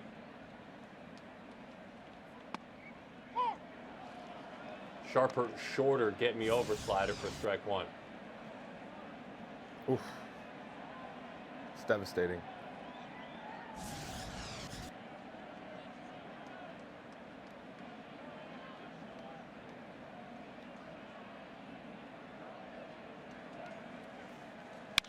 Went out in that same spot with the slider. And just a late protective swing by Shaw. Look at Hanley's coming back up to the top steps. He's like, what's that pitch? When did he learn how to throw that? I wonder what the commotion is. With Hanley? Well, at the top step there, something's going on. Made him look really bad. Down and in, he was ready for that slider. I think he guessed on it. Ortiz all the way to third. Shaw looked like he was looking slider, and he threw it in that dangerous spot for left-handed hitter, that hot zone down and in. Yeah. Left-handed hitter is already on his way instinctively, to first base. So it's a pitch that's really easy for them to hit. Teixeira is just a touch late getting over there. That's another 107 miles an hour off the bat. I feel like we repeat ourselves a little bit, but man, Pineda is just not getting soft contact. It's the exact opposite of what we saw with Henry Owens last night. He wasn't missing bats, but nobody was squaring it up. Poppy, I think, was having a little fun by the time he got there. I think it might have had folks concerned that he was hurting. I think he was just having a little fun with needing some oxygen. Brock Holt. Holt has to hop out of the way. Brock, this year, has been much better on the road. Now, again, the season's just starting, but he's hitting below 200, has driven in just one run at home this year. Over 300 on the road. He has 12 RBIs away from Fenway Park.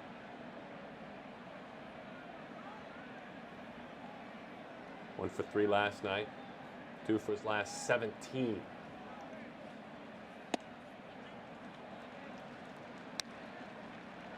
Last slider was down and in and firm. I think that's where he wanted to throw the one to Shaw.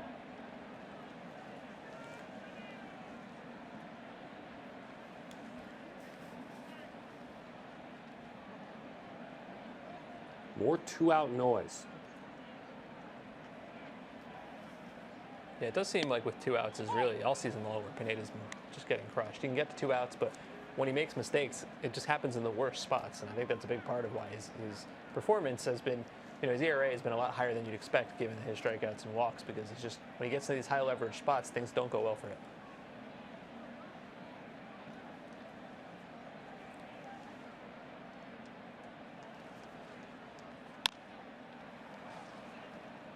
It would seem like the Sox, they've done so many good things this year offensively, are even better with 2 outs. That's not the case. They certainly aren't a pushover with 2 outs, a 753 OPS, but they're more dangerous with nobody out and with 1 out. But they certainly don't wilt with 2 outs. We should, you're totally correct, by the way, but we should probably take a minute and realize that David Ortiz just went first to third. It's not something you see very often. And he did it in 9.8 seconds. That's his second fastest time in the Statcast era. Now, 9.8 seconds, that's pretty cool. I'm pretty sure the fastest inside the park home run we've seen is about 11 seconds by D. Gordon. So to put that in context for you. He threw a much better slider that time. That was under the barrel of Brock Holt. Holt rolled it to the right side. Starling Castro ends the inning. We bring Jim Duquette in. His insights certainly welcome, and all his experience as an MLB.com analyst, player development expert, a scout, former general manager. Jim on the athletes, Betts and Bogarts. Jim. The interesting thing about the Red Sox, their core group is really a young group that they have signed and developed, and this has been going on for quite a while under when Ben Sherrington was in the organization, both as farm director and GM, and now, of course, under Dave Dombrowski. And it's the Christian Vasquez's and the Travis Shaws, and the 2 impact guys that you look at, both Mookie Betts and Xander Bogaerts. They're both impact-type players on both sides of the baseball, both offensively and defensively. Let's start in right field. Mookie Betts is an impactful right fielder. It could be a center fielder too, but we know what he provides speed-wise, power-wise. Defensively, he's above the chart. We've seen above average. We've seen plenty of defensive plays for him that have been spectacular highlight reels. John Farrell told me recently he also adds a leadership component. He's the guy that coordinates things away from the field, gets the team together, pulls them together off the field and away from the ballpark. Pretty impressive for a young player like that. Xander Bogaerts a little different on the leadership side. He's the leader in the infield, leader on the team, and when it comes to gathering things on the defensive side at the shortstop position. Not quite as overt or energetic on the leadership away from the field like Betts, but you look at his offense and defense. Offensively, he has been one of the top hitters from the shortstop position. I think the power is going to come. He had it in the minor leagues. He's starting to show signs of it, but the Red Sox have really two good, young, impactful guys for the next several years at a very controllable cost. Good stuff. Mike Petriello, and Fernando Perez, and Darren Sutton, and Allison Footer is joining us. Allison, you want to talk a little bit about the relationship between pitcher and catcher. Look, we know Vasquez is out there because he can really catch, and Porcello and Vasquez have really worked to hone that relationship, haven't they? Yes, they early on they had to kind of get everything together and get on the same wavelength. It didn't take very long. Everybody lauds Vasquez for how he blocks the ball, how he calls games. He knows when to go out to the mound. He knows when to slow the game down.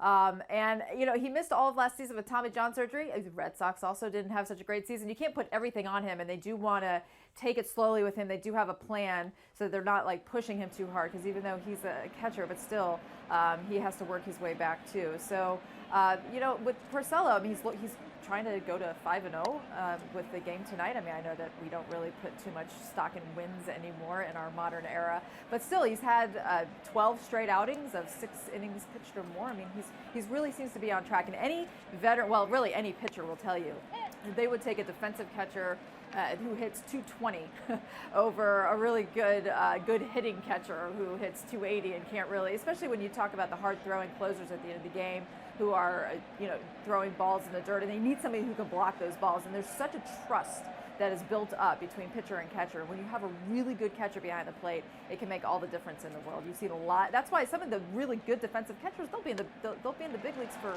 15 years, and they're literally 240 hitters because they don't come along every day. It's not easy to develop them. It's not easy to find them. So when you really have a good one, and seeing that, I think that Vasquez is like 25 years old. So things are looking pretty good with the Red Sox in that respect.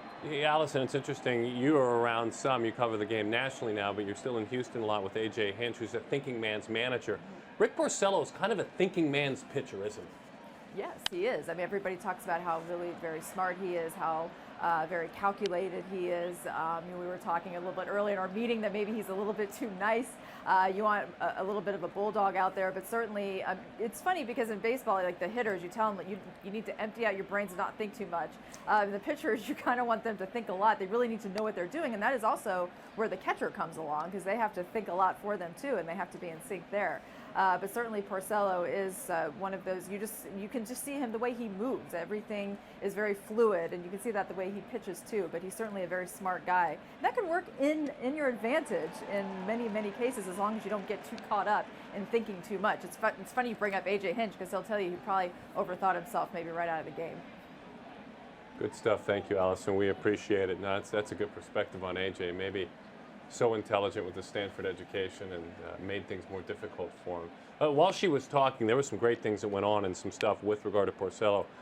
He changed line of sight. He went vertical with his fastball, which he doesn't do very much, to a four-seam fastball, got a swing and a miss and strike 3 on Beltran. He's thrown some really good breaking balls now to share. Can I put some numbers on you about his curveball? Yes, because please. It's actually pretty impressive. You look at Porcello's curveball over the last couple of years, we can measure inches of break, right? Inches of vertical movement. So in 2013, 5.5 inches. 2014, 5.9 inches, no big deal. Last year, up to 8.2 inches. And this year, coming into the game, almost 10 inches of vertical break. He's almost doubled the break on his curveball over the last couple of years. And what he's done is he's also started throwing it slower. It used to be 78, 79. This year it's 73, 74. So he's getting more movement on it, and he's getting a much bigger difference in velocity from his fastball. And it's really been a big thing for him. And when you're getting that downward break and you're sinking the fastball, a fastball up, almost like we talked about it yesterday, almost looks so good to a hitter. You know, we compared it to seeing a rise ball and fast pitch softball. That's how we got Carlos Beltran. We'll StatCast it. Got good extension, 6'6". You got to chase up in the zone. Yep, high spin on that, and you're absolutely right. When you're pitching down and you can get that good high fastball for a strike, it's probably one of my favorite pitches in the game, and it's underutilized. Hanley, a little dance on the bag. The shift was on for the right-handed hitter and Alex Rodriguez. The play was made by the shortstop Xander Bogaerts. Gentlemen, that was an inning. That was a clinic, and as a matter of fact, he has been on a roll. That is 7 in a row sat down, and he looks absolutely in command of everything he is throwing.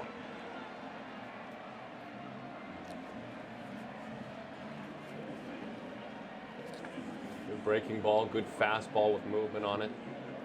Yeah, you can see he's still trying to get a feel for the breaking ball. He's throwing a few get-me-overs that are missing by a lot. I mean, hopefully he can get that together by the end of the game when that pitch count's getting up to mix it up on some hitters. We've talked about Porcello, even coming into the game. He's had a great year, and we've talked about all the reasons why, and he's totally living up to that tonight. But I think, you got to go back to this Yankee offense. It has been such a struggle for them all year. I think we said 3 runs or fewer in 16 of 21 games. This Yankee team, there's only 3 teams in baseball with fewer wins right now. Minnesota, Houston, and Atlanta are the only teams with fewer wins than the Yankees, who are 8-13 tonight. Obviously, it's still early in the season. These guys can heat up. A lot can happen, but I think I'd be a little worried if I were the Yankees. And you wonder if they're going to sell this year. Mark Teixeira. This is where he went down on strikes. That's that breaking ball that we were talking about. Again, good extension of that curveball. More break to it, as you said.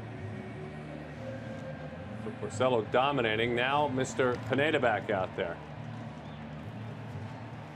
And we're talking about some of the terms that you're educating. We've touched on most of them. Obviously, with regard to, I should say, talking about defenders, things like arm strength. StatCast will keep an eye on that, and that's pretty simple to define. Distance covered. That's ball off bat, correct? And then the distance from where you start to how far you go to catch the ball? Absolutely right. And so we can measure that. But it's interesting because it's one of those ones you have to put a lot of thought into. It's not just more is better, because if you're positioned properly, you don't want to penalize a guy because he was positioned properly or not, because often that's the coach's decision. So it's one of those things you really have to put some thought into. Route efficiency, another one, and that measures how efficient your route was to the ball. Again, 100%. It should be great, but you don't always want that. Sometimes it's a sacrifice fly. You want to circle around behind, get yourself with momentum going towards the plate. So it wouldn't be a straight line. It might be the best route efficiency play. It's not necessarily the best baseball play. I'm sure that's something you've done in the outfield a million times. Absolutely. I mean, when you're in the outfield, you have to realize some of these balls are coming at you. They're knuckleballs. I mean, I was out in the outfield one time. Gary Sheffield hit me a ball that took a left turn. As you could imagine, with the amount of spin and everything that these guys are putting on the pitches, sometimes when you hit them in a strange way, these balls are coming off the bat with a lot of times just as much English as we're putting on the pitches. So it's very, very difficult for them to navigate. Brian Hoke joins us. He covers the New York Yankees for MLB.com. Brian, Alex Rodriguez made that last out. We are seeing Alex Rodriguez start to look healthier, look stronger, and over the last 3 or 4 days, the bat more explosive hitting the baseball. What have you seen, Brian? Yeah, the Yankees have been pretty happy with what they've seen out of Alex Rodriguez. He's one of the few guys in this lineup who's been producing lately, but hit a home run in Thursday, and Texas hit another one last night. He's been working with Marcus Sims and Alan Cockrell, the coaches, and they've been kind of going back to basics. I think that the Yankees were worried about him going on the disabled list, possibly with that oblique issue. He's kind of put their fears to rest now, and unfortunately for the Yankees, he's one of the few guys who's hitting in the middle of the lineup. So he really could use some company in there if the Yankees are going to start winning some games. 1-1 the count to Jackie Bradley Jr. Brian, what was the conversation about Pineda and leading up to the start, kind of the time in between his last start and this one? Yeah, I think that, this one was obviously has been better than the last one. It was all location his last time out. Anytime you see a guy give up 4 home runs the way he did, generally it means he's not spotting his pitches. The velocity was okay as far as the Yankees were concerned. It's just location. So it's been better tonight. You saw Carlos Beltran couldn't get to that bloop in the shallow right field. That's a bit of bad luck for Pineda. The Red Sox have made some solid contact. David Ortiz had that long foul ball down the right field line, but thus far he's allowed 2 runs. They could live with that. So the Yankees do need to score some runs, but Pineda's keeping him in this game. Hey, Brian, was there anything that you saw on the farm, maybe in spring training, that the Yankees can be excited about? Yeah, I think that there's a lot here. They obviously got high hopes for their rotation. They were counting on Michael Pineda and Luis Severino to be big parts of it. Masahiro Tanaka has been the ace thus far. He's pitched like one. But the rest of the other 4 starters there, all ERAs over 5. So the Yankees definitely need some more help in that department. Tanaka can't do it by himself, as you saw last night. And, it's tough for these pitchers to keep going out there with no margin for error. It seems like if you could just have one game where you break through and put 5 or 6 runs on the board, everybody could breathe a little bit easier. But it's been tough for the Yankees right now, and you sense the frustration starting to boil over a little bit. Hey, Brian, tell me a little bit about Chase Headley. He's been an absolute mess. What's his problem? And really, more importantly, is there anything else they can do? Is there anyone behind him they could plug in at third base if they decide they just can't put up with us anymore? Yeah, and Headley's been actually looking at some of the advanced metrics and trying to figure out what's going on here. It's amazing. You look up here, and this is a guy who doesn't even have an extra base hit yet this month. So you'd like to see him break through at some point. Ronald Perez is on the bench. He made the team as the 25th man, and that's great. He could come in, and Girardi might be tempted to play the hot hand now and then, but he's not a permanent replacement by any means. They have Rob Refsnyder playing third base down at AAA. He was competing to make the roster, didn't do it. The defense a little suspect, and his batting average just hovering around 210 at AAA, so he's not a real option at this point either. They've got a lot of money and years invested in Chase Headley. He's still got 2 years left on that contract. So Alan Cockrell, the hitting coach today, was saying that he'd like to see Headley get some more at-bats against right-handed pitching. He's been facing mostly lefties, as the Yankees have been. For a switch hitter, it's kind of hard for your timing to get going that way. So they think more reps. Once he gets to about 150 plate appearances, you might start to see some results, but obviously sooner rather than later for Chase Headley. Brian, thank you very much for joining us with the Yankee Insights.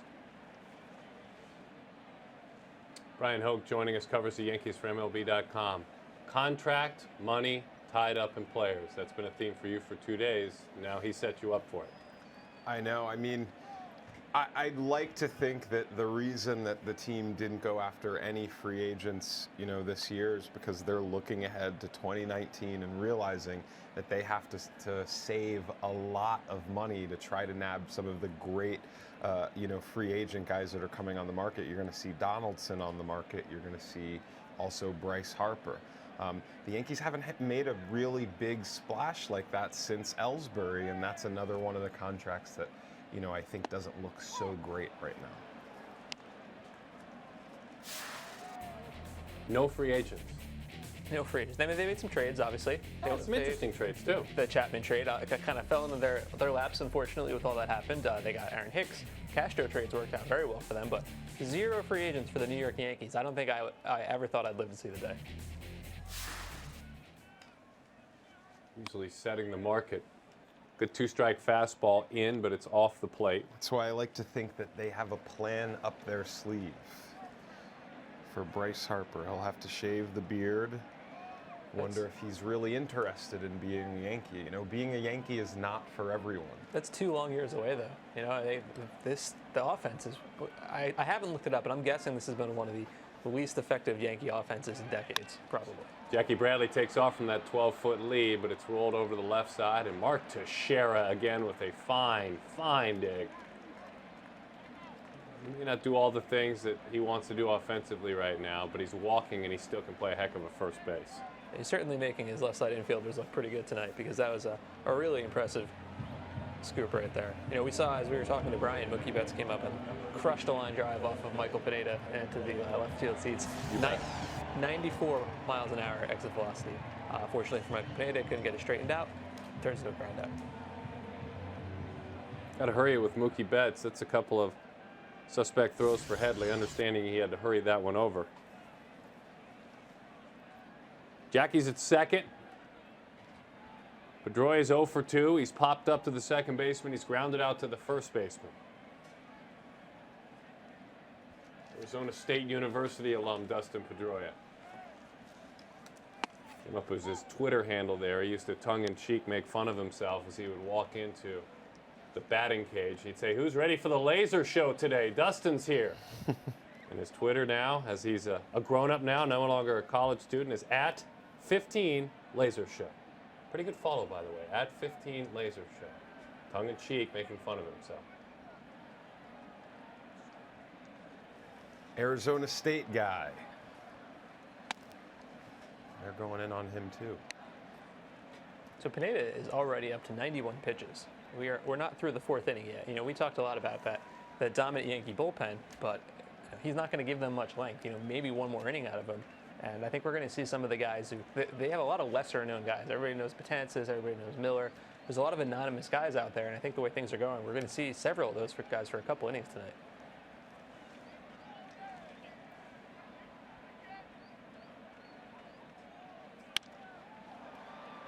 Hit it hard, but right to the shortstop, Gregorius. And Didi is there to vacuum it up. Walk stranded in the inning. The Red Sox, just enough offense. They lead it by a score of 2-0. We have played 4, 2-0. The Red Sox lead it. Watching on MLB Plus, and glad to have you with us. Presented by Amazon Web Services. MLB Plus is also powered by StatCast tonight. So we asked the question, what is StatCast? Here's your answer.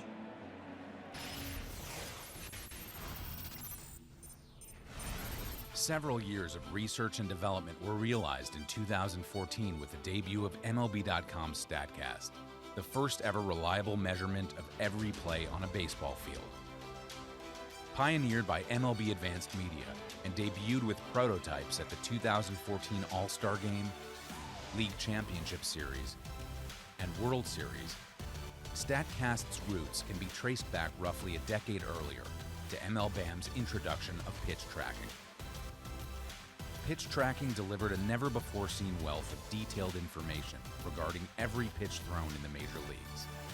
Though a bold move at the time, today, pitch tracking technology is ubiquitous throughout broadcast television and baseball's digital products. But despite the data compiled on pitching, never before have there been reliable defensive statistics. The goal with StatCast was to leverage the technology to ensure that defense could be quantified and that a more complete picture of our game be made available to fans. To that end, all 30 ballparks have been outfitted with 2 distinctly different but collaborative technologies to allow for the data capture: optical tracking and radar tracking. High-definition video camera arrays spaced 15 meters apart to capture stereoscopic video, and a 3D Doppler radar system which captures 2,000 samples per second of the entire baseball field.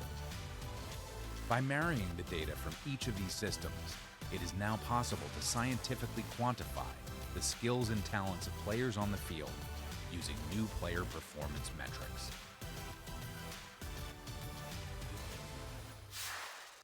This is the technology that front offices are using to build teams. Now we're sharing with all of you. That is the Doppler setup with the camera, obviously. Cameras go along with all of the radar tracking with regard to speed, distance cover, shading, shifting, all that goes into StatCast.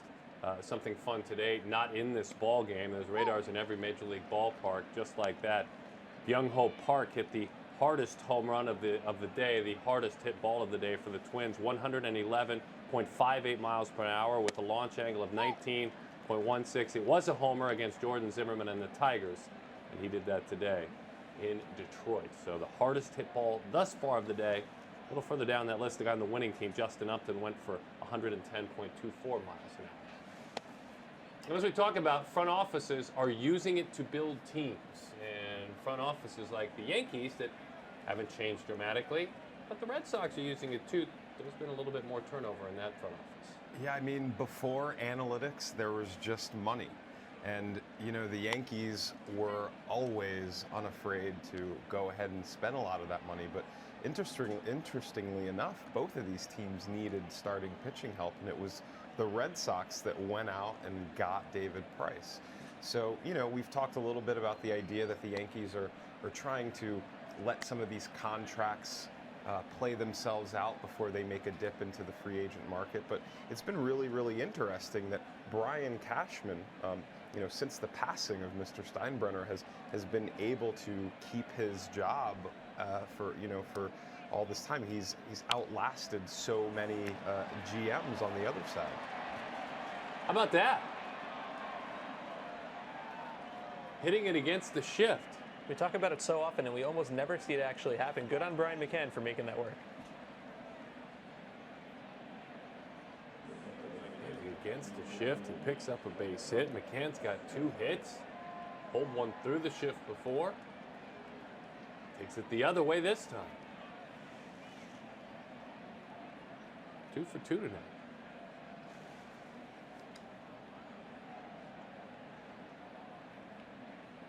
McCann, one of those hitters that goes against the grain.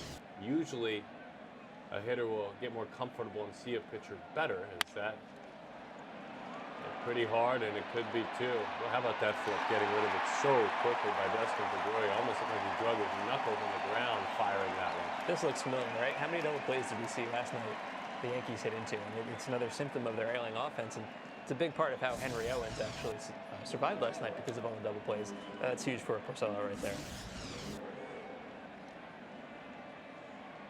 Nice job clearing. That's impressive. Yeah. I mean, you could see that he was beat, and he just decided to have a go, I think that maybe they're going to start to respect it a little bit more. I mean, once you show a willingness to do it, they're gonna maybe move over there, and then that's when you're really playing chess. Right. If the other team moves over a little bit, you go back to your game. It's really interesting. It's a body of work. You've got a lot of time, especially with these division rivals who you see so many times. And you can see his chart there, obviously. Very similar to Ortiz's. You've got the second baseman and sometimes a third baseman out in right field. And a lot of times there's a big gap on the left side, as we saw from McCann. Easier said than done, obviously, but it's obviously something worth doing. Four-seam fastball up and under the hands of Didi Gregorius. Gregorius 0 for 1.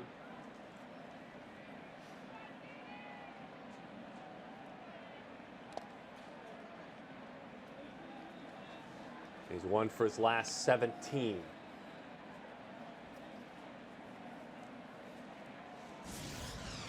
Here's another look at this base hit through the eyes of StatCast. So if you look at that combination of exit velocity and launch angle, the league was 0 for 13 this year on 0 for 17, on those hits, because obviously it wasn't hit very hard. It wasn't hit at a particularly useful angle. Most of the time, that's right to the third baseman, right. Easy out, right? So the fact is that the third baseman simply wasn't where he'd normally be. That's the first time this year we've seen a successful hit on that combination of exit velocity and angle. Launch angle, as you can see, the vertical angle at which the ball leaves the bat. We were talking about that earlier. There's a magic number, right? When you hit a ball hard, where would you like it within what window? Ideally 25 to 30, and that's your home run sweet spot. It's certainly not that you can't get a home run above that or below that. It just takes a little more effort, but 25 to 30, that's where you want it if you're going to hit the ball hard. See what just happened there? Didi Gregorius walked. That's just his second time of the year, I believe. Call the children in from the kitchen. Call them in. Call him in. Didi Gregorius just walked. Let's take a look back at StatCast, this double play. Exchange, Xander Bogaerts. You got to remind us about all of that, getting it in and out of the glove quick enough, and the turn at second base. Yeah, exchange really just it measures the time from when you get the ball in your hand and when you get the ball out. Obviously, half a second. It's hard to do much better than that. I like also that we measure the little flip from to the pivot man, 35 miles an hour. Yeah. We measure everything. Oh. Well, what a nice job. Something that's not really measured, a pitcher being in the right place. Pitcher not hanging his head, he's backing up. That was a poor throw and nearly cost a run. And being a good athlete right there. No, you bet. You bet. Not that many pitchers can do that. That's a diving play on a ball that was thrown hard from the outfield. Mike will tell us just how hard it bit, but it was not accurate. You'll see the replay. Shaw really should have come up with this ball. All right, this was not a hard hit ball. I know it wasn't in his normal position, but this ball goes right off the top of his glove.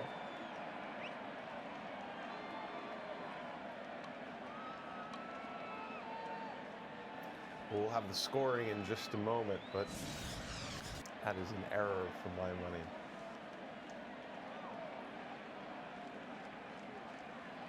Runners on first and third, 2 outs. And Jacoby Ellsbury now.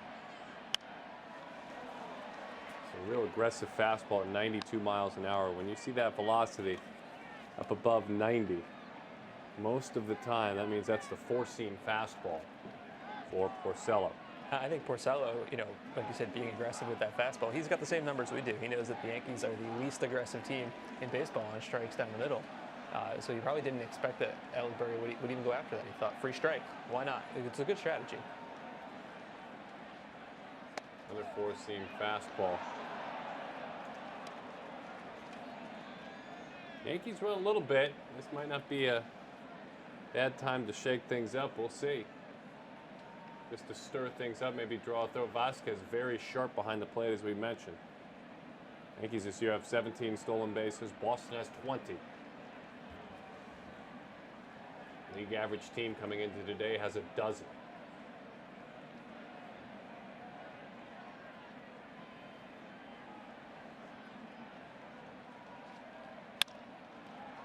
He really threw in a row in succession 3 straight fastballs on attack. Pounds his hand into his glove. We saw it from behind home plate. He didn't get that ground ball on a sinker. He got that ground ball on an attack rising fastball. Yeah, and it says a lot about, we talked about this. His four-seam fastball is not his most impressive pitch. It's the pitch that, as a hitter, you probably want to see. You're most likely to do something effective with it. And the Yankees just haven't been able to do anything. The offense has been very punchless. And like you said, 3 straight four-seam fastballs, all 92 miles an hour, all in the middle of the zone or up. Those are hittable pitches against Porcello. Probably not the best strategy in the world, I think, on his part. And it didn't hurt him because Ellsbury just wasn't able to make anything happen with it. Anthony Castrovince covers the Boston Red Sox for MLB.com. He brings his thoughts to the table on David Ortiz. David Ortiz's pending retirement marks not just the end of one of the greatest designated hitter careers of all time, it also marks the end of the Red Sox-Yankees rivalry as we once knew it. Derek Jeter, Mariano Rivera, Manny Ramirez, Curt Schilling, Roger Clemens, Aaron Boone, Kevin Millar, and all the other characters who made the 2003 and 2004 ALCS rounds so memorable are past their playing days. Dave Roberts isn't coming out of the dugout to notch a signature steal. He's sitting in the Dodgers dugout as manager. Joe Torre's in the commissioner's office. Terry Francona's in Cleveland. And while we'll presumably still have Alex Rodriguez in our midst in 2017, his new, carefully constructed public persona frankly doesn't lend itself to much color. Ortiz is the last guy who gives you the sense that he legitimately relishes in this rivalry. You see it in the stats, certainly, but you also see it in the words. He told reporters this spring that he wants a standing ovation in his last game at Yankee Stadium. Ortiz played it off as a joke, but here's hoping he gets just such a send-off, because this was a guy who made you feel he cared as much about the tensions between the Yankees and Red Sox as much as the fans did. Maybe the next generation will fan those flames in the future, but for now, let's appreciate the emotion Big Pappy brought to the game's most revered rivalry. So the Boston Red Sox in their front office will have some work to do.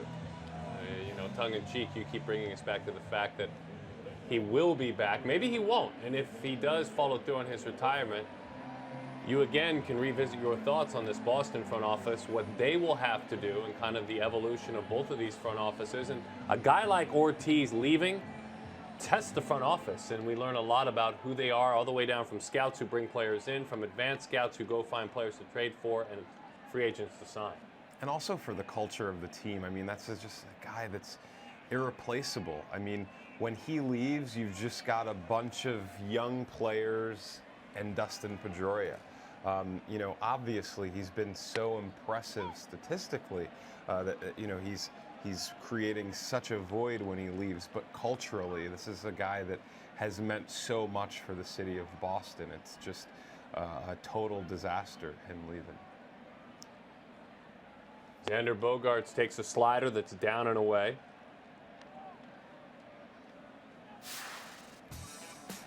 We were talking about the work the Red Sox will have to do. They've done a lot of work. They've been very busy. This is the entire time that Brian Cashman's been the GM of the Yankees. It's amazing. I mean, it's a revolving door for this sort of position. I mean, really all the positions. If you could imagine, you know, after Francona does what he does, he gets shown the exit. You know, Farrell has won the World Series, and you know, one might think that if they don't do something pretty soon, that he could be on the way out as well. It's cutthroat. I like how, you know, we're showing a list of general managers there, and so that means that Mike Hazen was on there, and that's his title. But we all know that it's Dave Dombrowski who's calling the shots now. There's this culture of title inflation that's really happened, where everybody gets kicked up a level, and then they hire GMs to do what assistant GMs used to do. And you know, it's kind of hard to keep up with the consistency based on the title staying the same, but the responsibilities aren't necessarily. Well, it's interesting. So let's break down what you're saying very quickly. We won't get too far away from the game, but there's an entire brand new wave of information, and you're at the forefront of it. You know, that's your specialty. So it almost seems like there should be more bodies, and then bosses of the more bodies, and it kind of makes sense that you would have a younger, more progressive thinker and a veteran GM who always will get a phone call return from anyone when he calls. It kind of makes sense, whether you can call it title inflation or not. I think it makes sense. We're seeing it all over the place. The Dodgers stand out to me, right? Not that Andrew Friedman is older, because he's still on the younger side, but you know, he's the president of baseball operations, and now you have Farhan Zaidi, who's the GM, and then Josh Burns is a former GM there. Alex Anthopoulos is a former GM who's there. Like a dozen other guys we could probably name, and I think a lot of people still think that there's this war between scouts and stats. It's really not true. No. Right? A team like the Dodgers, yeah, they obviously are very invested in stats, but they have a lot of scouts as well. I think there's no team in baseball now that doesn't do both, because it's really just about getting the best information you can. Some teams lean this way, lean that way, no doubt. Everybody's using all of it. A great slider, a really good one. Started knee-high down the middle, then disappeared low and away. See that spin rate, velocity at 84.4. Look at the extension, 6.7. So a true, more indicative extension, and that's when he throws at 6.1, or as you said, short arms that pitch, that it stays up. That again was an elite pitch for him. Absolutely. I mean, on this replay, you'll see. I mean, it's just he's got no chance on this pitch. Also, the leg kick was pretty high out of Bogarts there. You know, low. Behind in the count. It's all about consistency, because we've seen that pitch a couple times tonight, and when he gets it right, that is an unhittable, dominating pitch. I mean, that's his bread and butter. His slider, 30% strikeout rate coming into the game. He's just been inconsistent with it, and he's got a hard time getting to it to set it up, because the fastball's been so hittable.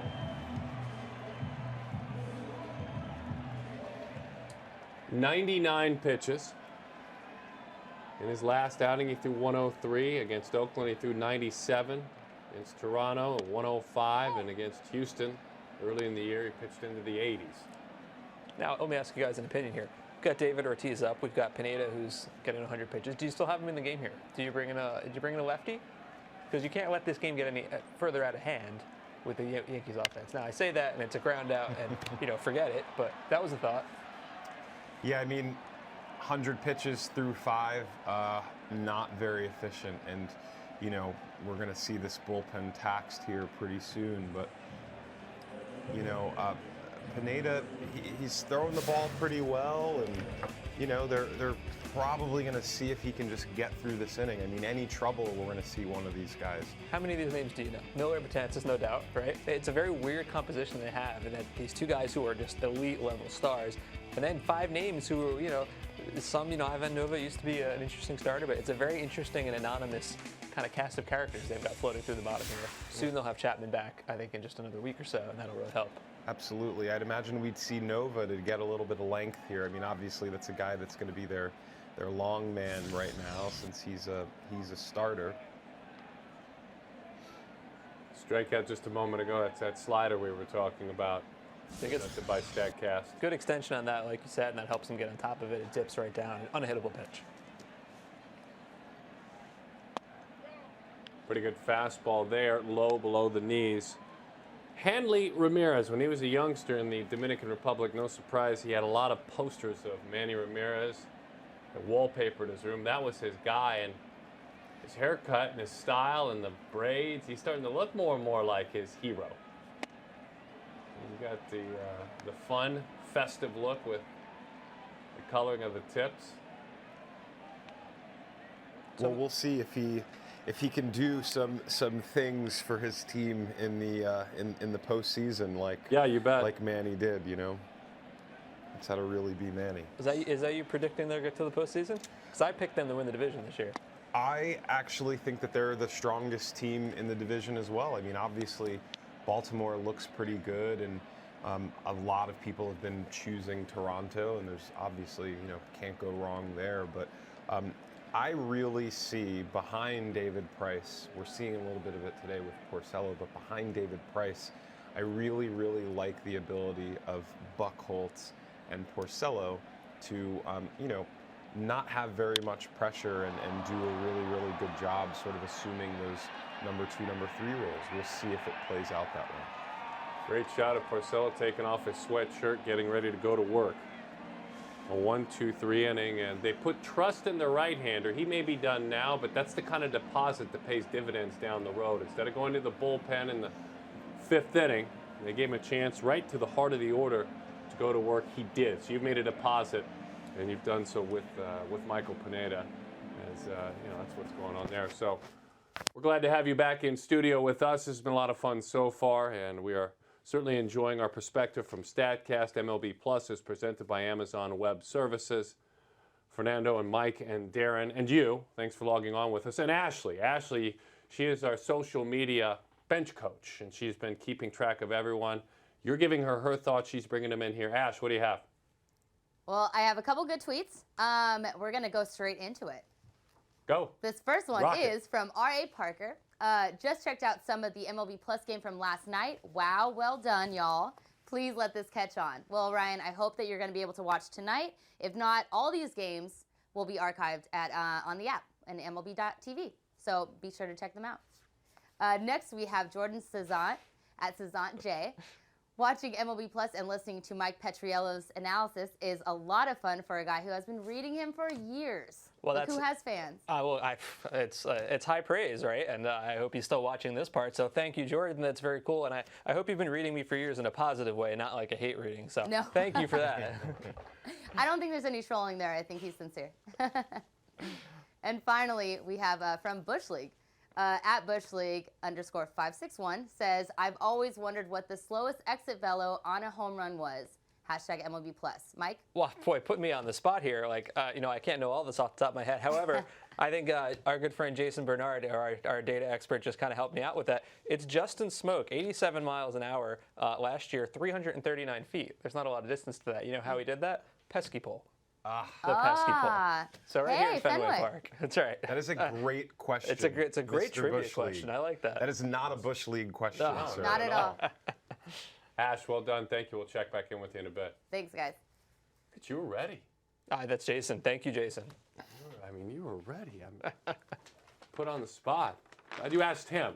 You know, one of these days it's going to be, hey, what's the most or least? And I'll be like, I don't know. Don't ask me.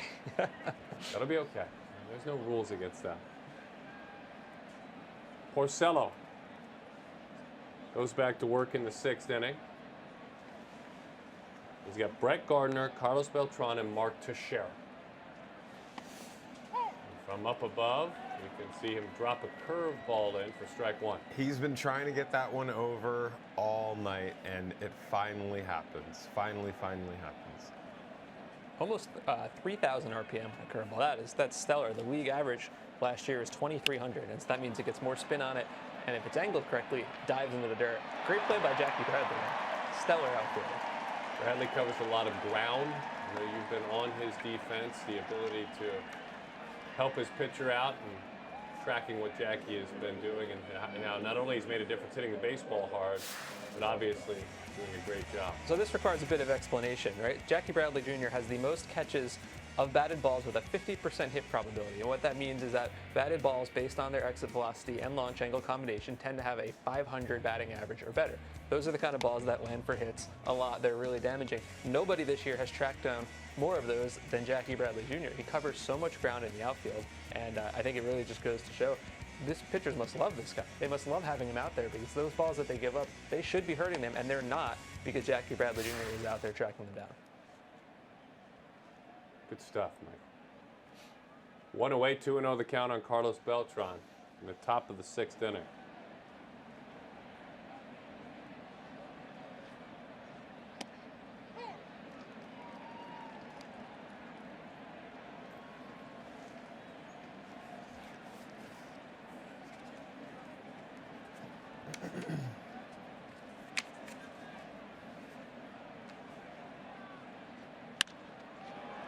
Looks like it's off the wall. Hard You off might be the out, wall. sir. Yeah. Played very, very well out there. He would have been toast. By Holt, who threw a runner out on the base pads last night. Nice play by Brock Holt. Good piece of hitting, by the way, by Beltran. Don't want to overlook that.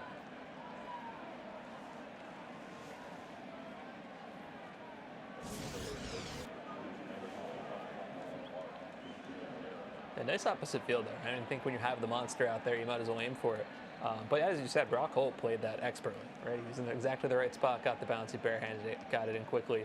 It would have clearly been an out if Beltran was trying to go there. Yeah, he tried to throw the little deke out, but it didn't work. I mean, Beltran's he's hit enough balls off that wall that he knows that you know, that one's getting off the wall. 104 miles an hour on that one.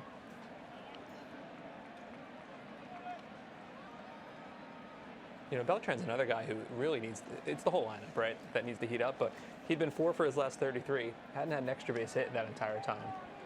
I feel like we say these stats a lot, but it's kind of been afflicting the entire team at this point. Really, Castro is the only one who's been hitting. There's a shift from Mark Teixeira that he's dealing with. Looked like almost like a cut fastball. That was a slider flattened out over the plate. Still beat Teixeira with it.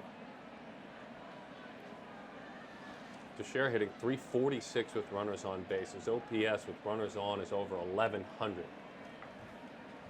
Now, guys, I don't want to totally steal Ashley's part of the game here, but I'm seeing tweets that people are watching and enjoying from London, England. We had Australia last night. We're international here. It's a second day, and we're global. I like that. I do like that as well, and hope those folks are enjoying it. Ashley, you can go home. Pick Sorry, your spot. Ashley. That's all for you. The batting average is against the shift, and this is where it is just taketh away for the Yankees consistently. It's got to be frustrating. Yeah, and I think we've talked about it a lot. This is who these guys are. You know, big, slow, pull-hitting sluggers who just really, they're not going to be able to outrun it. They don't really seem to be able to go the other way, although we saw McCann do that very nicely before. But, you know, this is something that's been hurting them for years.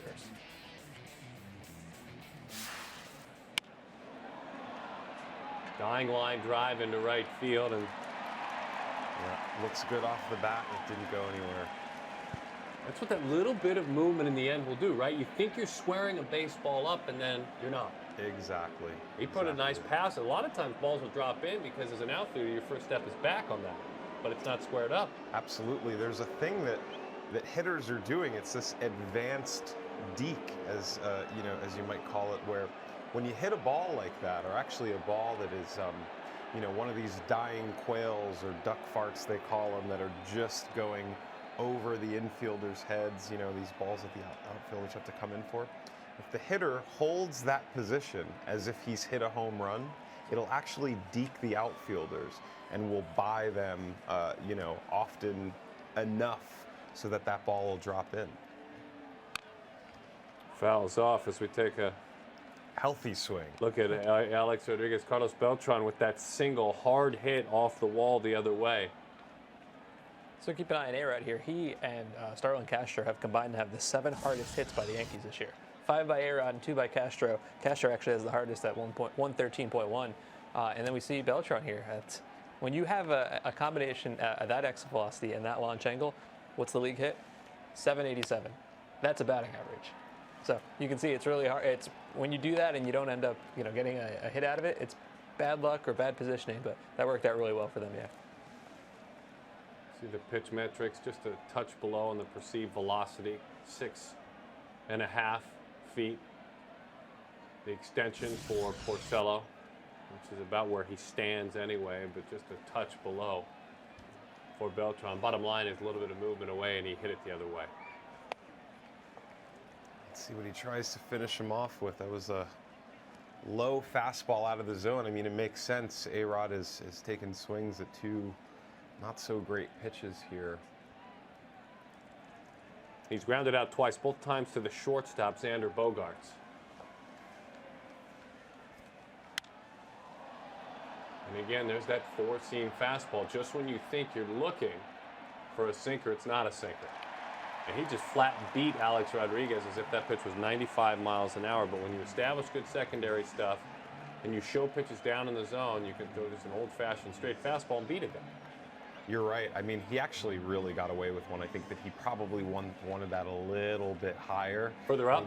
Yeah, oh, absolutely. I mean, if you look at the pitch yesterday that A-Rod hit, for a home run off Owens, that ball was up. I mean, obviously that's a lefty. He's seeing that a little bit differently, but he definitely wants that pitch a little bit higher. He got away with one there. Yeah, and less is more, really. If you see that pitch too often, it's going to be hittable. And when you're expecting changes, curveball, sinkers, then you see the four-seamer, it's a lot more difficult to hit. MLB Plus is presented by Amazon Web Service and powered by StatCast. Here's a look at this week's Best of StatCast.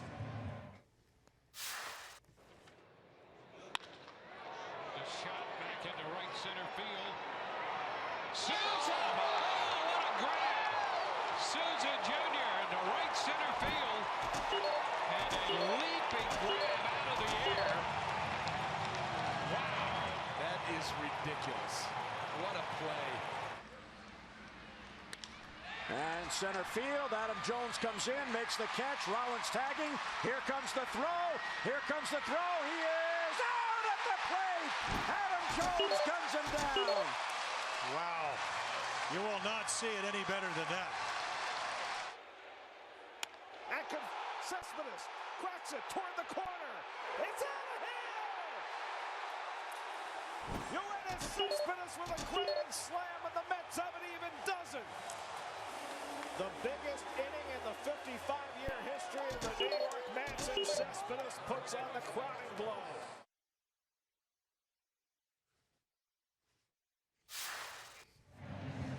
Carlos Beltran singled was stranded last inning. By the way, good stuff on the Best of StatCast for the week. Beltran, obviously a leader, always has been since he has come into the game, a thoughtful leader.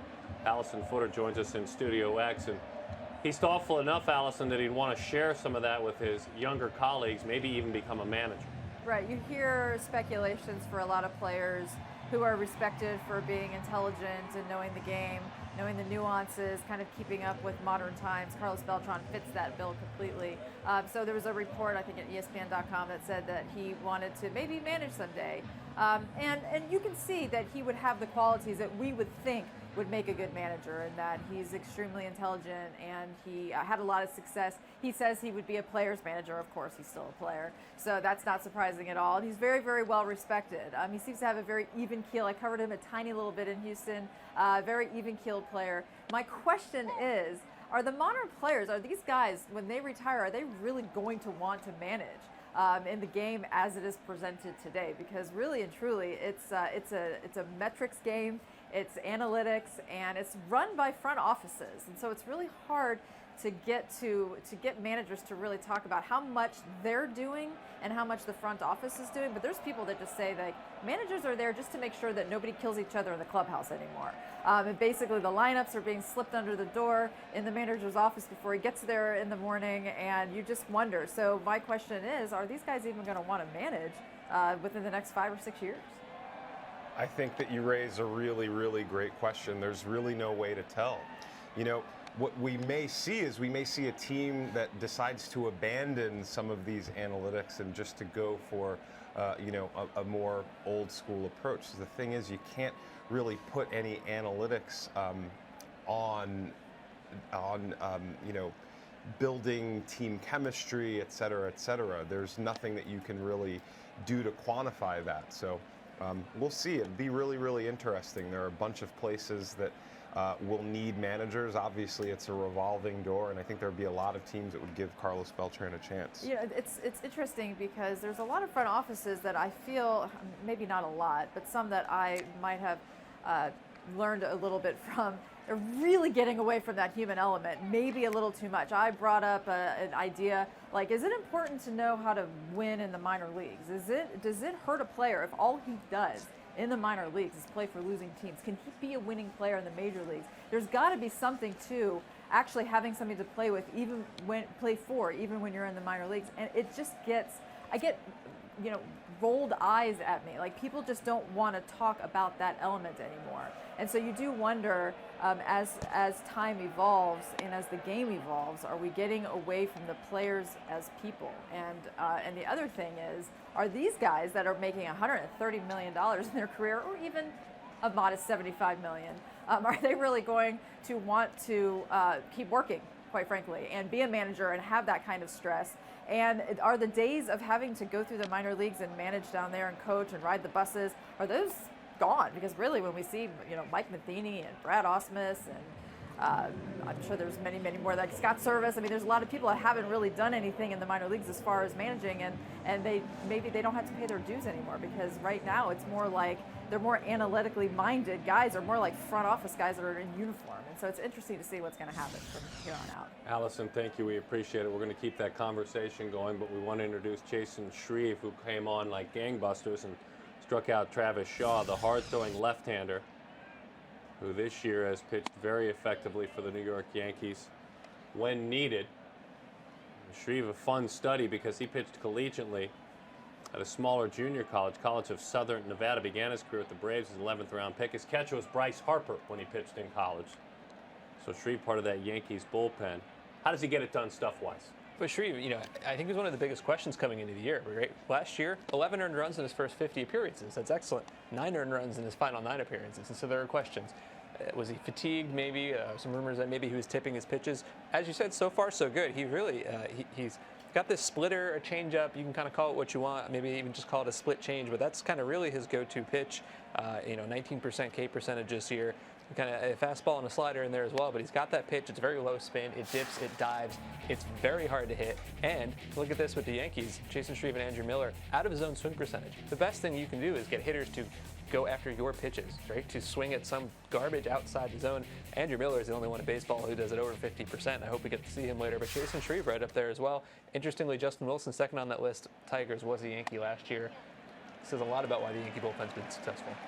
That is such a great stat. I mean, if I am looking at that stat and I'm looking for guys that I can maybe target, that's a list that I bet Ray Searage, who is known as the pitching whisperer over in Pittsburgh, I think that's a list of guys that he's looking at, sort of salivating, hoping, can I get this guy? Can I help him really, bring his game to the next level? Really, really brilliant stat. You can call it chase percentage. Is probably a simple way to do it. Yeah. And what's interesting is if you look at this walk right there, 4 pitches, 2 on the outside, 2 on the inside, all out of the zone. Brock Holt to be commended for not going after that. It's exactly what Shreve wanted him to do. He was patient and he got a base on balls out of it. Shreve last season, 9.9 strikeouts per 9 innings of work. Some of the StatCast numbers on the strikeout of Shaw. Not a long extension at 5'6", which will take a tick off that perceived velocity. When he gets squared up, he does get hit, though. Pretty high exit velocity this year. Yeah, he's the kind of guy who, strikeouts, that's his game, right? And he's one of the only non-Miller. He's the only non-Miller lefty in the bullpen right now. So it's going to be interesting when Chapman comes back. Is he stick around as the third lefty? Is he the one who loses his roster spot? You don't often see a bullpen with that many lefties, but you don't often see a bullpen with this much talent when Chapman is back either. That's interesting. So there's competition before there's competition, right? I mean, because he's not going to compete with Aroldis Chapman. No. He's not going to compete with Andrew Miller, but he's competing to be a better option. That means he's got to get some right-handers out. Yes. That means he absolutely. Wouldn't you say, Fernando? I mean, he's got to be getting some right-handers out with that stuff.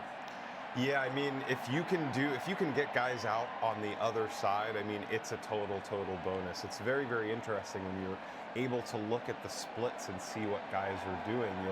You'll realize some guys are actually more effective against the opposite hand, and guys like that are real assets to you, really.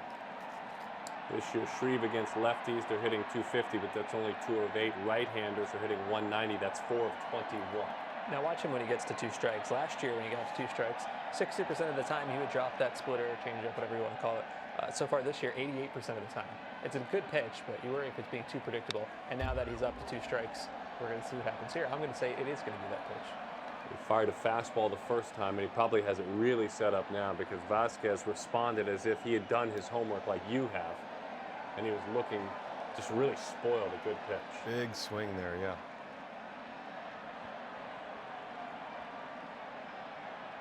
Christian Singleton scored, and he also grounded out to third. Got a 5-game hitting streak now.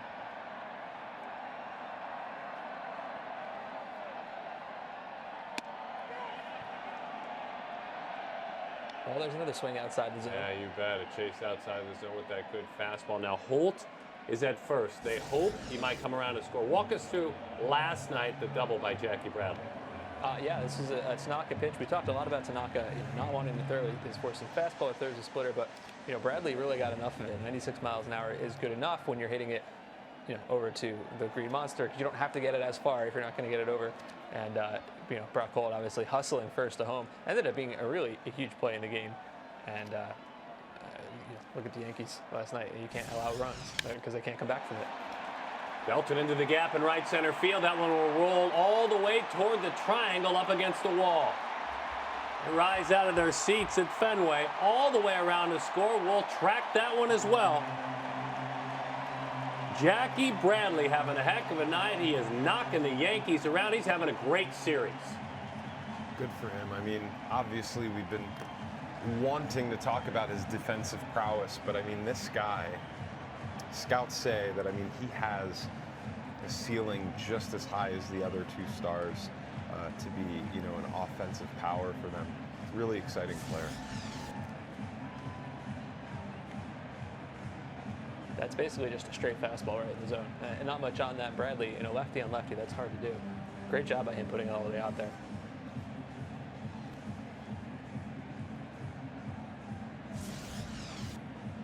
Jason Shreve is done.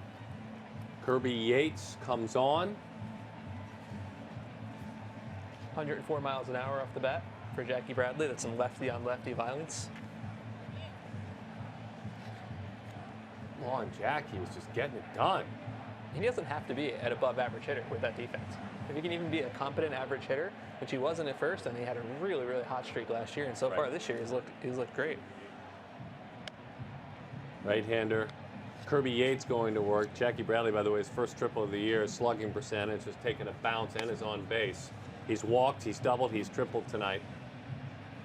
So a big, big night for Jackie Bradley. Kirby Yates signed with the Tampa Bay organization back in '09. That's when he began his professional career out of Yavapai College, which is in Arizona, but he's a Hawaiian. He is a young man who is from Kauai High School in Lehui in Hawaii. The right-hander who worked last year in 57 games, as a matter of fact, between 14 and 15. Takes over. We're stat casting the Bradley hit. That launch angle 13.9. That means it's hit really hard. Yeah, a little low to get out of the park. He'd have to hit it extremely hard to get that ball out of the park, but he doesn't need to get out of the park. I'm sure he's pretty happy with that hit, so that was a really impressive work by him. Stand-up triple, exit velocity of 104. And Brock Holt did some running again.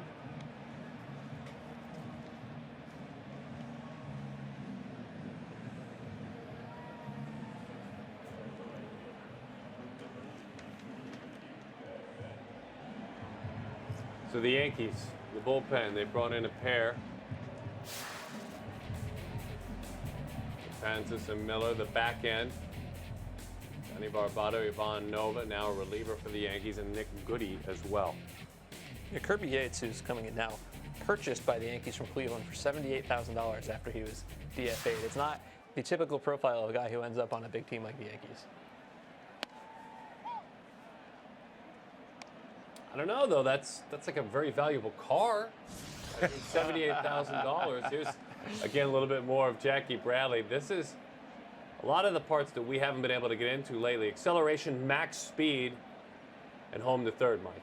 Yeah, that's actually his fourth fastest home to third for Bradley in the StatCast era. Range and Gregorius can't hold on to it, and another run will score. Oh, they're having fun at Fenway tonight. Yeah, I mean, I think that he was just thinking about that throw already. I mean, maybe we can have another look at it, but he was thinking about that throw and just fumbled it a little bit. Probably give him a hit here. Does he get him, though? I mean, does he get Mookie Betts? You know, if there's one guy in the league that does, it's probably Didi Gregorius. Let's see what we see here.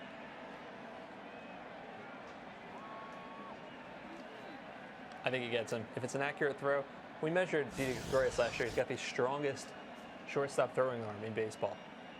Obviously, if you can't pick up the ball, it doesn't matter so much, but that's clearly a skill of his. But Betts, home to first, pretty quick, right, for a right-handed hitter? Yes, no? Yes. I don't have the number in front of me, but that's yes. okay. Well, especially you give me a yes or a no. That's all I want. Yeah, I mean, especially on a play like that, obviously you're going to get to first base faster as a right-handed hitter when you're hitting the ball either to the right side or, that's up the middle, so it's almost like the right side. You're basically starting your run already. Whereas, if you hit a ball, let's say to left field, and you're sort of caught on your back leg, you're going to be out of the box a little bit slower. Great timing, by the way, on keeping an eye on the lead, and you could see Betts hop off, trying to read where the baseball was. Lead got a little bigger, lead got a little shorter. He was just trying to figure out where it was, but again, the entire time we were tracking the lead of Mookie Betts. Good big secondary lead. I'm going to assume he regrets not running now. You Sure. You could tell he couldn't figure out what he was going to do there. But Mike, we all have regrets.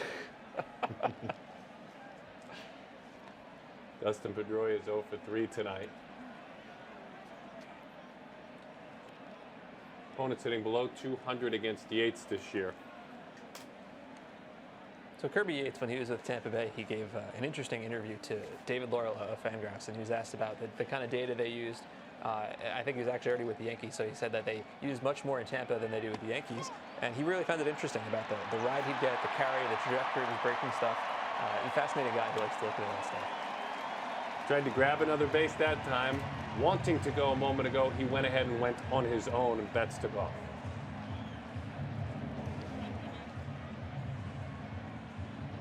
Had a really good jump, quick acceleration. Had that lead of about 12, 13 feet before he took off. We'll do our best to give you the metrics on that stolen base by Mookie Betts. And the Boston Red Sox are a team that steal bases, certainly. Entering today with 20. As we told you, the league average team at this point in the season has 12. And only 2 caught stealing. That's an outstanding caught stealing percentage. Those running Diamondbacks, number 2 on the list. Very athletic offensive team.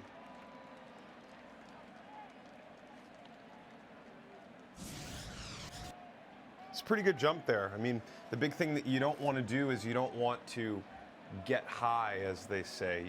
Your head shouldn't go higher than it starts, and he got out pretty good there.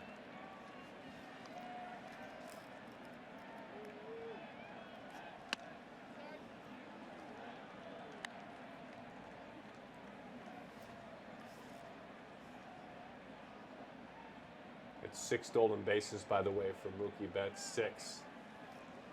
And he's perfect on the year, has not been thrown out. RBI opportunity for Pedroia.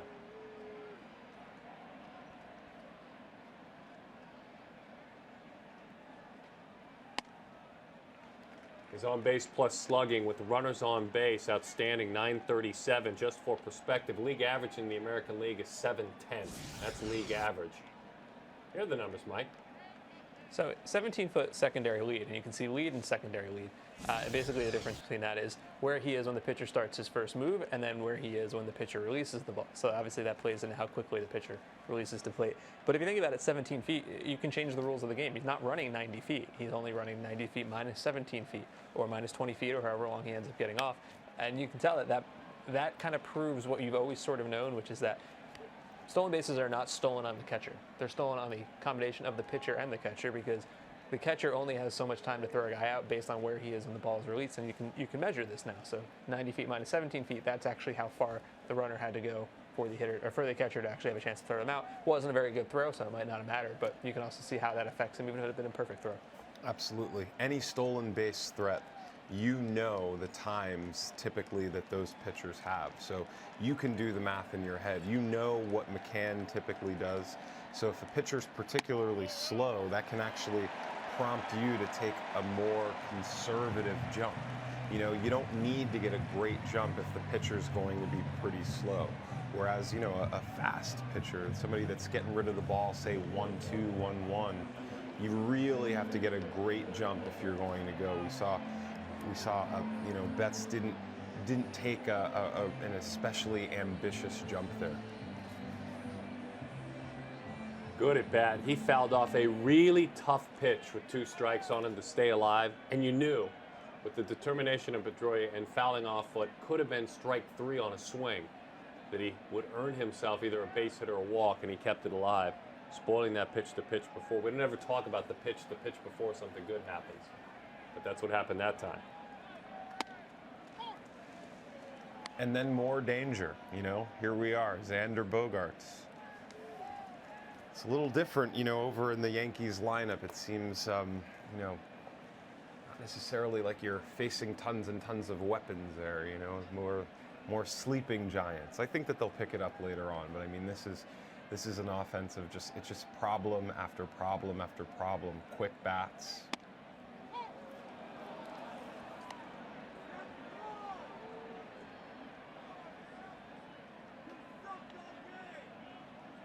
Yates in a couple of years pitching out of the bullpen for the Rays, 56 and a third innings in 14-15, 63 strikeouts. So the stuff is there. Exit velocity, not too grand so far this year, below 85 miles an hour.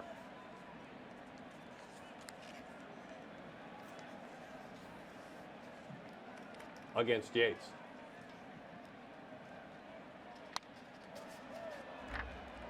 Going back to what you said about the Yankees offense, 5 hits tonight, all singles. That's just not going to get the job done, especially when you have a guy who's dealing like Porcello is.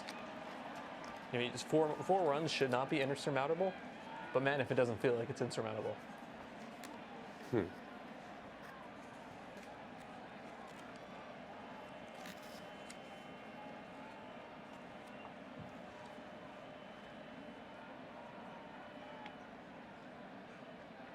Trying to put him away 0-2. Hasn't had the put-away pitch this inning, and the Red Sox again, boy, just the pain. I mean, Fernando, they're either fouling off pitches, they're not chasing, and maybe they're especially focused tonight, but just a real pesky, focused offensive team. Yeah, it's difficult. When the Yankees lineup, we're talking about a lot of guys, slower bats, more predictable offensive performers, There's a particular way to get them out, and that's what you do. I mean, Xander Bogaerts, there's no way to get this guy out. Betts, there's no way to get him out. You just got to make really, really good pitches.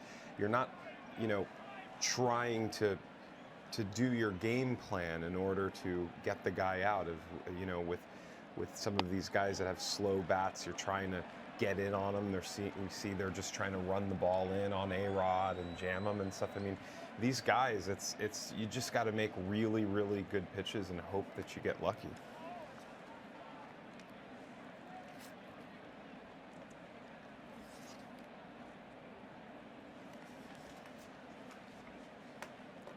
Certainly doesn't seem like Kirby Yates is in any rush to get this inning over.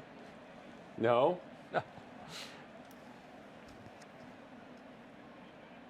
You are correct about that, sir. But that's what is frustrating. Put yourself on that rubber. I certainly can do so. I mean, that's what's frustrating about a pitcher. With a team that just won't go away. Gregorius charges from up above. We see him make that off-balance throw. It's a good pitch there. Very good pitch. And he gets right through the inning. After all sorts of fun for the Boston Red Sox, finally ends it. Jackie Bradley Jr. has been a big part of the last couple of nights, and Jim Callis handles our MLB pipeline. He is an expert on minor league players and players before they get to professional baseball. Here is Jim on that very subject. Going into the 2011 season, Jackie Bradley Jr. looked like a surefire upper half of the first-round pick. He was coming off an MVP performance at the College World Series for South Carolina. But two things kind of conspired against his draft status that year. One, the NCAA really toned down the bats that year, and he had trouble with that. And two, he had a wrist injury, so he didn't put up big numbers. There's a little bit of a signability question around him. The Red Sox actually made him their 4th pick, still supplemental first rounder, but their 4th pick in the banner 2011 draft, got him signed for $1.1 million. And then he accelerated through the minor leagues. He was in Boston. He made Boston's opening day roster in 2013 after a standout spring training. but he struggled that year. He struggled in 2014 when he had a chance to play every day with the Red Sox, and he struggled again when he got a chance to play with Boston in 2015 in the first half of the season. The key for Jackie Bradley Jr. at the plate, and it clicked in for him at the end of last year, is to not try to do too much. He's better when he doesn't worry about power and just focuses on, he's very good at controlling the strike zone, and he focuses on just trying to hit line drives and letting what power he has come naturally. He did that. He was one of the hottest hitters in baseball in the last 2 months of last season, and now he's Boston's everyday starting center fielder. If Jackie Bradley Jr. hits 275 with 10, 12 home runs, and he posts a good on-base percentage with that, he could be a star because he's one of the best defensive center fielders in baseball. He's got that innate ability to basically put his head down and run to where the ball is going to be. He also has a strong and accurate arm. I think he's a Gold Glover waiting to happen, and he could be an all-star if he's just even a little bit above an average offensive player. Bradley's made a really big difference. By the way, behind the scenes, StatCast MLB Plus, presented by Amazon Web Services. Those are all our bosses, the folks that have the really challenging job of just really keeping Mike in line. Fernando and I are really, really good leaders in the room, but Mike is the one that, he brings the most information to the table. So nice job, guys. We appreciate you supporting all of us. Anything they can do to make us look halfway good, they must be miracle workers. That's exactly right. Well, I'm Ted Danson, so they must be doing a good thing. Hey, by the way, let's go to Milwaukee. Giancarlo Stanton stole the show, and he did it against Chase Anderson. And we'll show it to you in just a minute as we get going here. Check this out. Oh. I want to go track the distance covered by the center fielder because he just turned around and said, forget it. Here are the metrics. 116.8. That exit velocity. Nobody moved.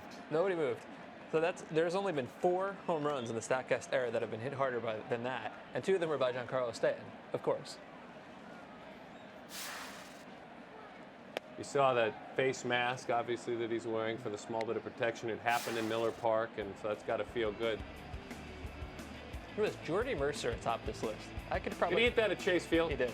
Roof open, 97 degrees. Obviously, he hit it hard, but I could have probably given you 1,000 guesses before you would have come up with Jordy Mercer. But I think it shows us a lot.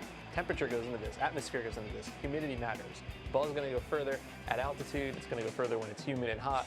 That affects us here. We've seen in Boston. It's been pretty cold, not at sea level. So Jordy Mercer had a little bit of help on his side.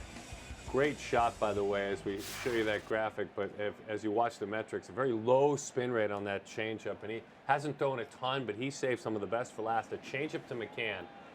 And it looked almost like on the replay, a knuckleball coming in there, that low spin rate. An excellent pitch to get McCann out front. Yeah, he's really been emphasizing his secondary pitches. The changeup, as you said, has been outstanding. The curveball has been really impressive.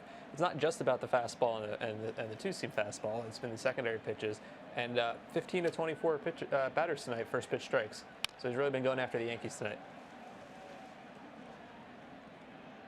Well, hey, going back to that Giancarlo Stanton home run, if you're going to be out of the race in the middle of the season and you're not going to have a chance to go to the postseason and your team cannot generate too much excitement there, and of course with D. Gordon, not a great story there, it is a treat to be able to go to the park and see that man hit. I mean, that is what the $300 million gets you. Really, really exciting. Rick Porcello's been really good tonight. He's twirling a shutout here in the top of the 7th inning. Right-hander back out there toiling and doing so, hovering at about 95 pitches. It's actually pitch number 94 that he fires, and it misses high. It's interesting. He's gotten a lot of help with that 4-seam fastball tonight. He's gotten some chases up. He's thrown the 2-seamer down. Good enough changeup, just a few changeups. But heck, he saved one of the best again in his hip pocket. That changeup till later, the pitch that he threw to McCann. Skips the slider to the backstop. Just a couple of those. Help us with the spin rate again on this changeup. They're bringing it back for us, Mike, on the well, let's see what the number is here. So we've got, that's actually pretty high for a changeup. So I wonder if that was actually a curveball. No, it was a changeup. I can't tell, but it was very high. And well, that actually was a swing and a miss earlier. That was Mark Teixeira swinging and missing. Anyway, if it's a curveball, a very high spin rate. is what you want because curveballs have top spin, right, and a fastball has a back spin, right? So it's spinning in an opposite direction, and so it will go in the direction of the spin. And for a curveball, what do you want more than anything? You want the ball to dive into the ground. Right. You don't want it to hang, and so high spin will help you with that, and that's exactly what we saw there. Mr. Porcello, this is your last batter. Let's go out on a bang here. I mean, he's really been great, efficient tonight. He'll probably leave with about 100 pitches. He's just been tough. I mean, you know, Starlin Castro knows that he's going to challenge him up there with a fastball, but he's just putting it in the right place. You know, that's pitching to contact, throwing balls that you know you're going to get swings at, but you know guys can't hurt you there. Well, look at Vasquez behind the plate. You could see it from our shot.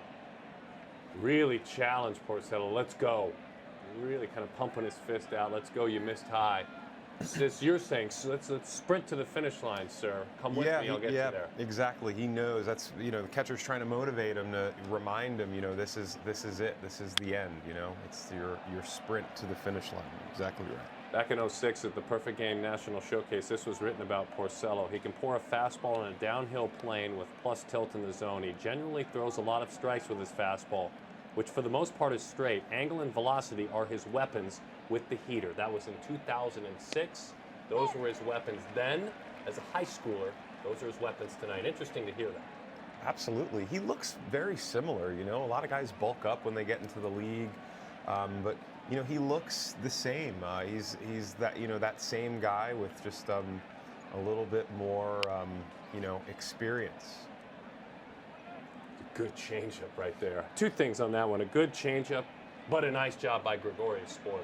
Yeah, it looked like an awkward swing. It didn't look like a pretty swing, but the point is he made contact. He fouled it off. Yeah, he stayed alive. So it doesn't have to look good. He lived to fight another day. You know, Porcello's actually had a lot of his two-seamers in the zone. He's thrown 33 of them. 24 of them have been strikes. So he's challenging the Yankees. He's going after them. That was such a nice pitch right on the inside corner, and he's really had a lot of hard strikes. Rick Porcello, fun to watch you work tonight, son. Outstanding effort. Crowd thanking him as he walks off. He's getting a huge ovation heading back into that dugout. That was fun stuff, and obviously it looks like, as you said, he may be done. Handshakes all around. We'll keep an eye just in case. All right, let's do this thing. We are going to, as we bounce around, MLB Plus is presented by Amazon Web Services, and part of that is our Fastcast in Queens. 2-0, Michael Conforto, a two-run double off of Matt Cain in the bottom of the second. The Mets up 4-0. Conforto not done, though. Score now 4-3. He goes yard. Fourth home run of the season, 100.82 exit velocity. The Mets end April with an 8-game winning streak. They win it 6-5. Washington at St. Louis. Top of the first, St. Louis, Daniel Murphy with an RBI single off of Jaime Garcia to put the Nats up 1-0 early. Later on in the inning, though, Jason Worth said, I'd like to get a little bit of attention as well. A 3-run home run to give the Nats a 4-0 lead. Fourth home run of the season. The Nationals took it by a score of 6-1. Detroit and Minnesota. Justin Upton, J up, lift, launch, gone. Upton, 110.24 miles an hour on the exit velocity. Tyler Duffy, thank you very much. Upton, second of the season. To the seventh, Jordan Zimmerman continues his dominance. John Ryan Murphy goes down. He went 7, by the way, giving up 1 earned run, striking out 7. The Tigers win it 4-1. Giancarlo will show it to you again. Giancarlo Stanton. Chase Anderson gave it up. Massive home run, 462 feet. Exit velo, 116.8. 8th homer of the season. Marlins rolling in that one by a score. Got off the scoreboard, by the way, at Miller Park. That's Home Run Derby 2002 stuff. White Sox at Baltimore. We picked this one up bottom of the 5th inning. Pedro Alvarez, who had already hit his first homer of the season, belts an RBI double off of Matt Latos to break a 3-3 tie. Matt Wieters scores. The Orioles now lead it by a score of 5-3. That's what's going on. We welcome you back in studio, Fernando and Mike and Darren. Certainly glad you're with us this evening. Fun tonight. Fun to see some explosive offense, some hard-hit baseballs, yet we didn't see any of that by the Red Sox against Mr. Porcello. I know. I mean, it's been vintage Porcello. This is exactly what they need from him. It's been really, really impressive. Pineda, on the other hand, you know, not a terrible outing. I mean, if this was one of those games where there's a lot of runs scored, he's still in it, but he wasn't very efficient. So his night's done, and he's going to probably get the loss tonight. Yeah, I think you're absolutely right. Porcello, really, really impressive. And we kind of had an idea coming in. He's had a great season. He's made a lot of changes. We saw all that in action tonight. The Yankees were just not able to do anything about it.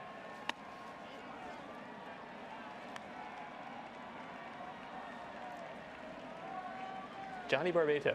This is another one of those guys, right? Like, there's just this endless stream of players you don't really know much about in the Yankee bullpen. But I did look at Johnny Barbato, and he's actually kind of an interesting guy coming out of the bullpen. He's not going to be the one to lose his job when Aroldis Chapman comes back. I can tell you that. He's got these 3 good pitches, 4-seam, slider, and a curve, but never really could develop a changeup or anything else, and that's why he was never a starter. He was traded over from San Diego. Joe Girardi told Brian Hoke, who we talked to earlier, he's got a power curveball, he throws a good slider, and he throws hard, 95, 96. He was the outstanding rookie of Yankees camp this spring, but he's probably got a future in relief, and I think that's partially because when they traded for him, he had an elbow injury similar to Tanaka, or maybe you thought it would be a Tommy John surgery. It hasn't happened yet, so he's going to be a one-inning guy. David Ortiz in his final season as we watch Barbato's work, and thank you for that. Having a spectacular final season, and tonight a single and a walk. He's had a huge series. He's hitting 6 of his last 7. He's got 10 hits in his last 7 games. He is going out strong, and David Ortiz, he drives it to deep right field. Big Poppy! Out of here. Ortiz will touch them all, and for Ortiz, 5 home runs on the season. That career total continues to spike for Big Poppy. 508 in his career. Oh, baby, that was fun. I was just going to say that his leg kick looked a little bit large. For just getting blown away by a fastball, that leg kick looked a little bit big, but, you know, why not? That was a 96-mile-an-hour fastball, low in the zone, but still right in the middle, and that's David Ortiz's happy place right there. You throw him that's going to go a long, long way.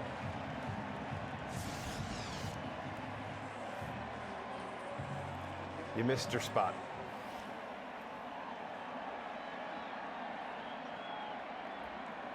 About 6 rows above the bullpen. 107.7 on the exit velocity on that. And I think the Yankees are going to be so happy to never have to see him again. Final season since 1960. And obviously, tragically, 2 of those players passed away. They weren't preparing, and they didn't think they were going through their final seasons in Kirby Puckett and Roberto Clemente. And this is the projected offensive war for David Ortiz when it's all said and done. But it's historic what he's doing. I mean, it's spectacular. It's amazing. He's hoping for that standing ovation in Yankee Stadium, and I think he'll get it. I mean, what he's been able to do over there, being at the center of the curse reversal, I mean, really, really impressive. I know he'll really be missed. I know he's a DH. I know he hasn't brought any defensive value, but he's a Hall of Famer, right? Yes. A slam dunk. Yes, absolutely. I actually hope, I'll have a Hall of Fame vote in 9 years, so I hope he has not been elected yet, so that I'm able to vote for him. I think I might be out of luck on that one, though. They might abolish the vote system by then. 2-1 the count on Hanley Ramirez. He's 0 for 3. Trying to extend his hitting streak to 6. He's got 8 hits in his last 5 games. Here's a number for you, Darren. You're going to like this. 32 seconds.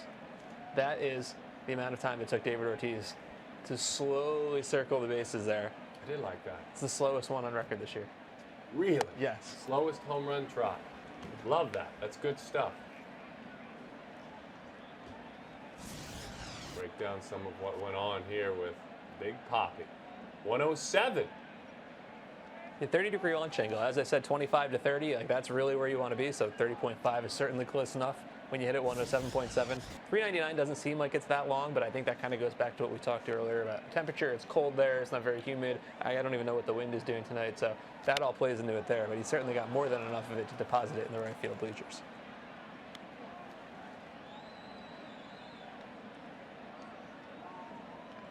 Hanley Ramirez in his career has played against the Yankees 23 times. He's homered 4 times against them. Slugged almost 500. Hit .315. His best year by far in 2009. He's had good years to follow, but in 2009, 342, 410, 543 triple slash. 24 homers, 27 stolen bases. And he reaches on a walk, something He wished he would do more often. Just his 4th walk this year. So wait, we've managed to get a couple of rare walks tonight, right? Didi Gregorius and Hanley Ramirez have walked tonight. Miracles do happen. Well, now wait a minute.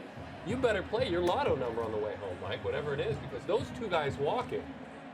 Listen, everything's going Boston's way tonight. They lead it by a score of 5-0. They've out-hit the Yanks 8-5. They've out-statcasted them a ton. Barbato tried to challenge Poppy with that 96-mile-an-hour fastball at the knees, and it didn't go well for him. But he's actually been really an impressive pitcher for them. He has an 88.7-mile-an-hour slider. It's the 7th hardest slider in baseball. So if you can get a ball that moves like a slider and you can throw it that fast, maybe at that point it's almost a cut fastball. It's really just what you want to call it. But that's a really effective pitch, and it's been good for him. I don't think that's what he threw to David Ortiz. I think that was just the straight 4-seam because it was very straight, and it just ended up being crushed. If you could imagine when the Yankees are going to be protecting some wins, invariably they'll get a chance to protect some wins. This is a guy that's going to be throwing in the 6th inning, potentially. I mean, it's unbelievable bullpen that they're going to have as soon as Aroldis Chapman comes back. If he's your 6th or 7th best reliever, that's pretty good. You know, a guy who can come out here and throw 95, 96 and then drop the slider in.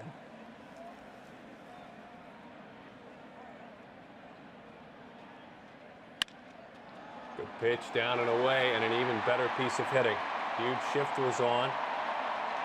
Andy Ramirez hustles his way to 3rd. Travis Shaw took a pitch down and away. There was that shift that was over. Headley ended up taking a dive at that baseball. That's a base hit.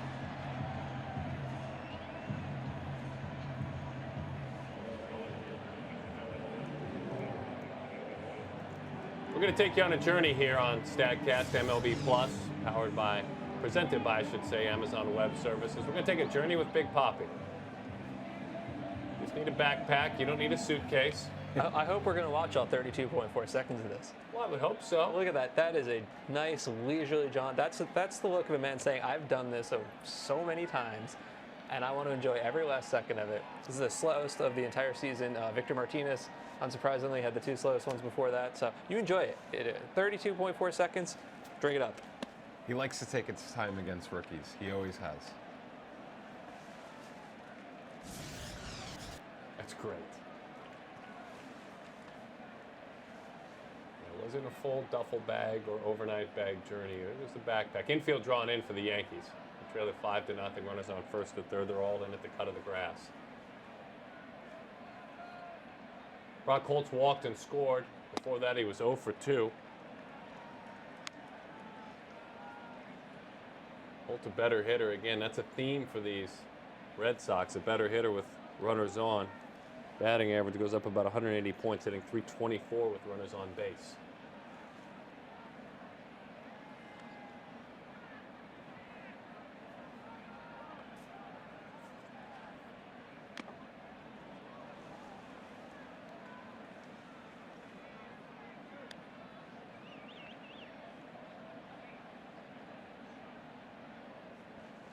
.450 Red Sox home runs, by the way, for David Ortiz.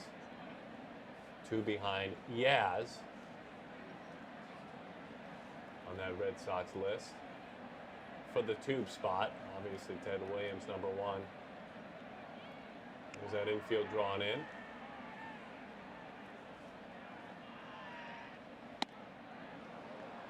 Good fastball at 96, poured over the outside part of the plate, waved at and missed. Barbato has made it through at least 1 inning in all 8 of his appearances. Off to a homer, walk, single start this time, so it might be tough to keep that streak going. He made his major league debut against the Astros, pitched an inning and a 3rd and struck out 3. 3 of the 4 possibly could have. In his first 2 outings, he struck out 5 in 2 1/3 innings. Exploded onto the scene. Dangerous spot to throw that slider. Tough to keep fair, though. Pretty light exit velocity against him, too, huh, Mike? About 89 miles an hour so far this year. Yeah, that's about average. But for a guy who can miss bats like that, simply just not being hit very hard, and that's what we talked about Pineda all night long. So, yeah, he's not a name I think a lot of people know, but he's been surprisingly effective, and a pretty good return for that Sean Kelly trade.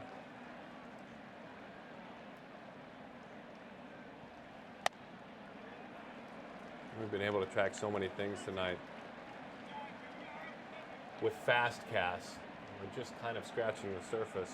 Something that's your favorite, maybe that we've missed? We haven't really been able to talk about route efficiency. What exactly is route efficiency? Route efficiency is just a measure of how your route to the ball. It's exactly what it sounds like. It's how efficient is your route. So if the ball is 10 feet away from you and you run in a weird angle and you actually have to cover 15 feet of ground to get there, that's a pretty poor route efficiency. If you go on a straight line and you cover the absolute minimum amount of ground necessary, perfect route efficiency. So it's a good way to measure, which guys are actually breaking in the right direction, who's really got a good awareness about them in the outfield. It's that we like. It's really got a lot of potential for it, and I think we need to kind of let it build up and figure out where it works best. Fernando, we haven't been able to deal with catchers and pop time. Yeah, I mean, you have your Yadier Molinas who do it quick. I mean, I don't know what his numbers are, right now, but there are guys that are actually able to catch and get the ball to second base in 1.7 seconds. I mean, if you just think about that, you can imagine what ingenuity goes into being able to do that, the practice that you have to do to be able to do that after so much time. Guys that are more like 1.9 in your twos, those are guys that you can steal against a little bit easier. But again, you're stealing off the pitcher. So if the pitcher doesn't give the catcher a chance, you're skating in. 3-2 the count on Brock Holt. He's putting in a bat on him. He's fouled off 3 in a row. And then arm strength, Mike. Is it arm strength? Is it straight velocity? I mean, when we say arm strength, is that an outfielder's straight velocity on a throw? Yeah, it's measured right out of his hand. So, I mean, that's ideally, or not ideally, it's almost certainly going to be the hardest that the ball is ever going to be right out of his hand. And what we've tried to do is just measure the plays that are important. How many times have you seen an outfielder catch a pop fly, nobody's on base, just lob it back in at 30 miles an hour? Not that important or useful to us. So what we've been doing is just trying to track the actual competitive throws of outfielders and use that as our measure. That one's driven deep right field into the corner. That one goes. Foul ball. Foul ball. Foul. Just fouled over that pesky pole. They're down there saying, It's a beautiful thing. I mean, he's just trying to get the bat on that and look where it goes. It's amazing. I think Barbado is going to be fine once he calms down a little bit. It looks like we might have a challenge here, but Barbado, he's got such great stuff, but he's a rookie. Things are going very, very fast for him right now. This is a guy that once he settles down could be really extraordinary.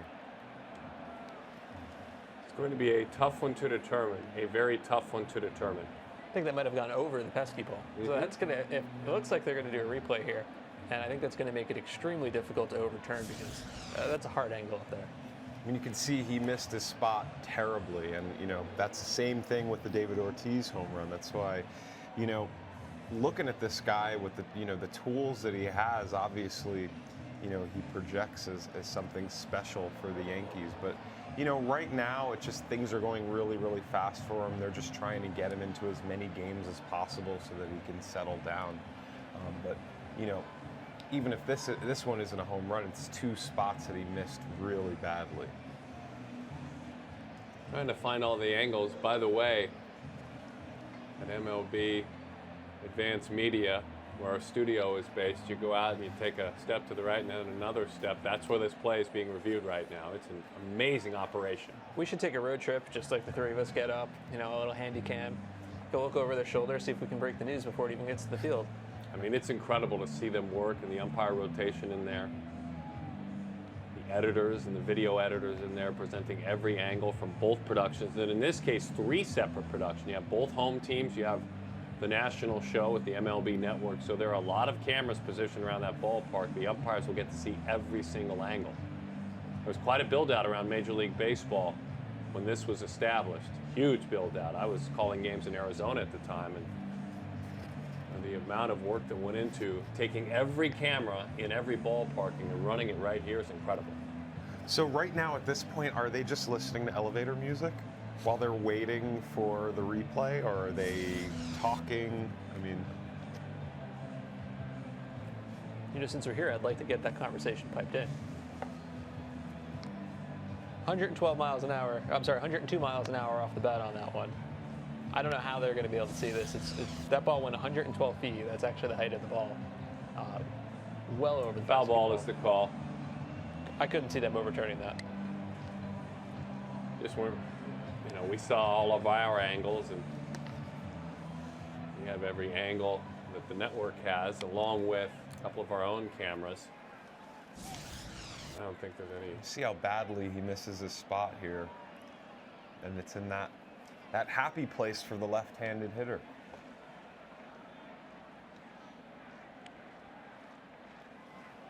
It's tough to do anything with that one. Gentleman laboring, 23 pitches. He has not gotten anyone out.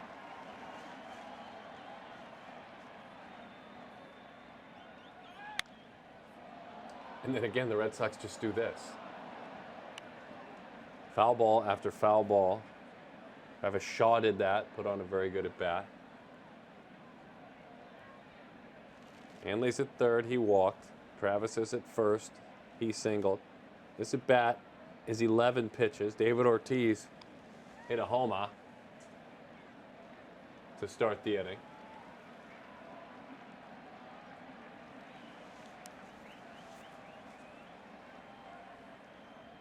There's another one.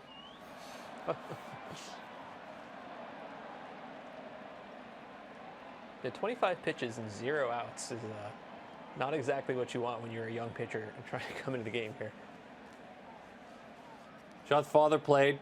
You may remember Jeff Shaw had a nice major league career out of the bullpen. His son wanted to get started. He was a 9th-round pick out of Kent State in 11. He was drafted on June 7th. He had signed his contract 1 week later. He wanted to go play baseball.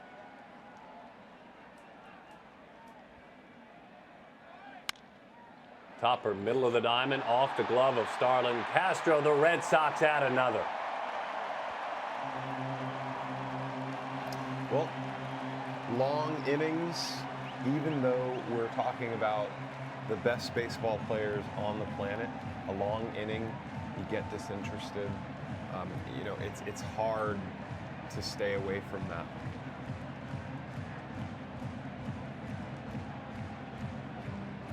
Tough play there. Tough play, but he actually got the glove. I thought it was off the end of the glove at first, but he actually got it over there and he just couldn't squeeze it. Looks like he was playing in also. Boy, great energy at Fenway. Sounds like a great place to be tonight. That's an error. That is an error for Starlin Castro. Runners on first and second. Still nobody out. Here's another look.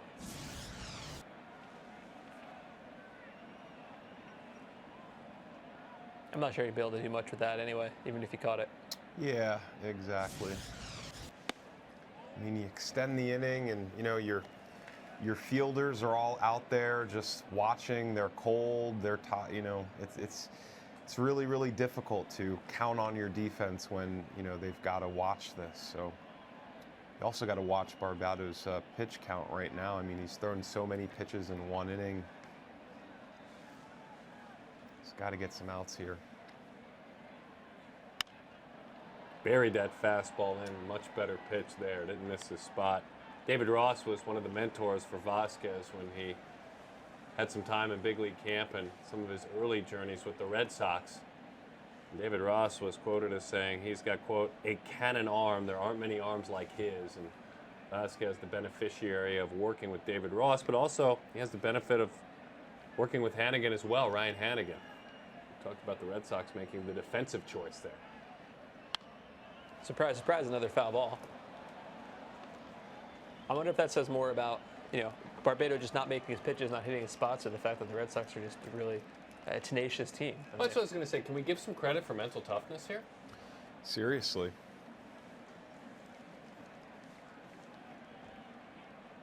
Nick Goody is warming in the pen for the Yankees. There's still nobody out. Now that's a name you made up. I promise I didn't. We've made up a lot of stuff here tonight, but not that name. Froze him with a breaking ball that time. Not even a spectacular one, but you know what? He with the selection fooled him. And so many tough pitches he has dealt with that breaking ball. Spin rate of 25, 24 RPMs. The AL East. You were talking in our production meeting with regard to the AL East and what has gone on this year with the division. You know, the history of this division and the ability of the East to make a difference in postseason for a generation plus.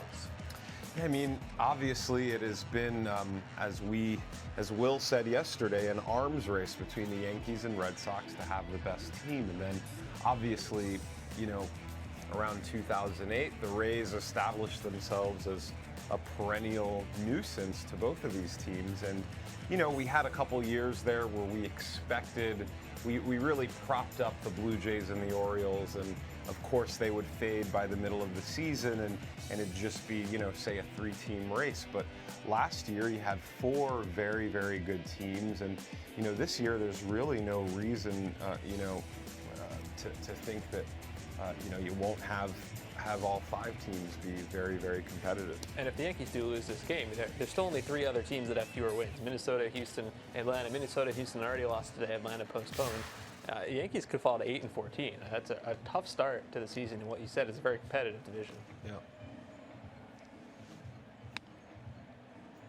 It's amazing. I mean, the AL East sent a team to the World Series 25 times in 46 years of the AL East. And then not only that, also it's 13 of 17 wild cards come from the AL East. So, you know, we probably are looking at one of the representatives here in these 2 teams. It's a, you know, question of who will it be. Obviously, the Blue Jays, really, really talented offensive team. We're unsure of how they'll be able to pitch, but really there are pitching questions, you know, throughout the division, really.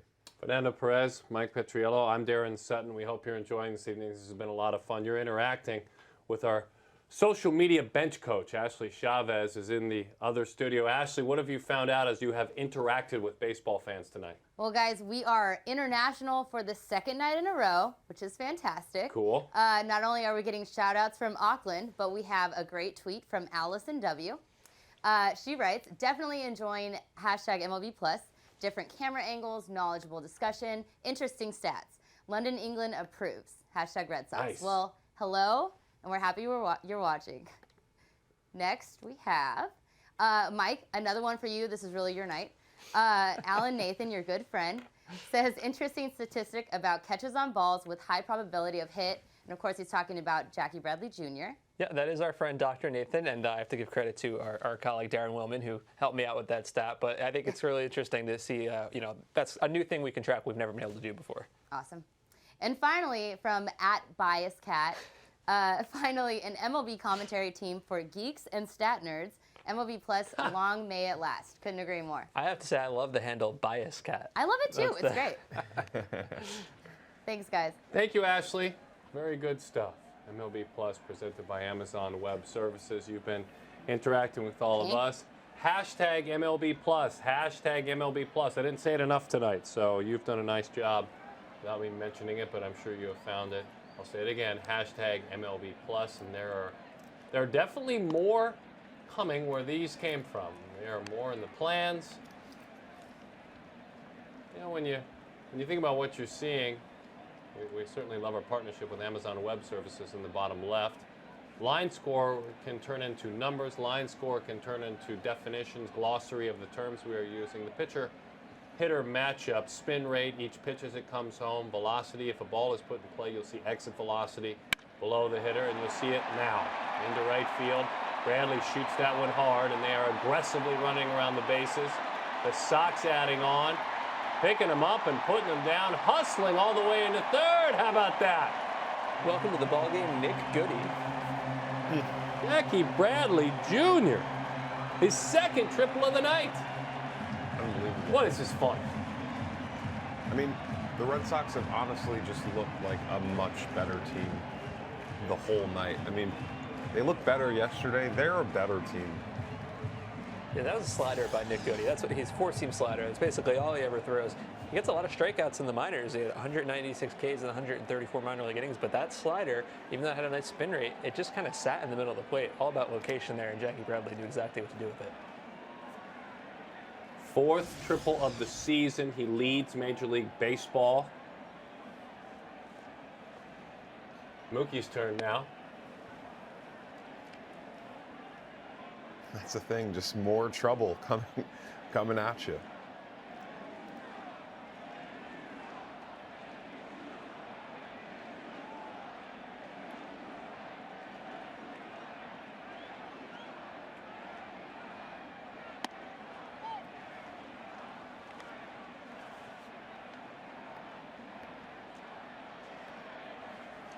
Boston scoring a ton, 5.2 runs per game. We talked about this in the intro, highest runs per game in the American League, even though they have the fewest home runs. And we're seeing that tonight. They've got 8 runs right now, but they are not hitting a ton of home runs. It's just on base percentage and aggressiveness on the bases and hit after hit after hit. They've got 10 hits, they've got 6 walks. That's a lot of base runners, and they're driving them all in.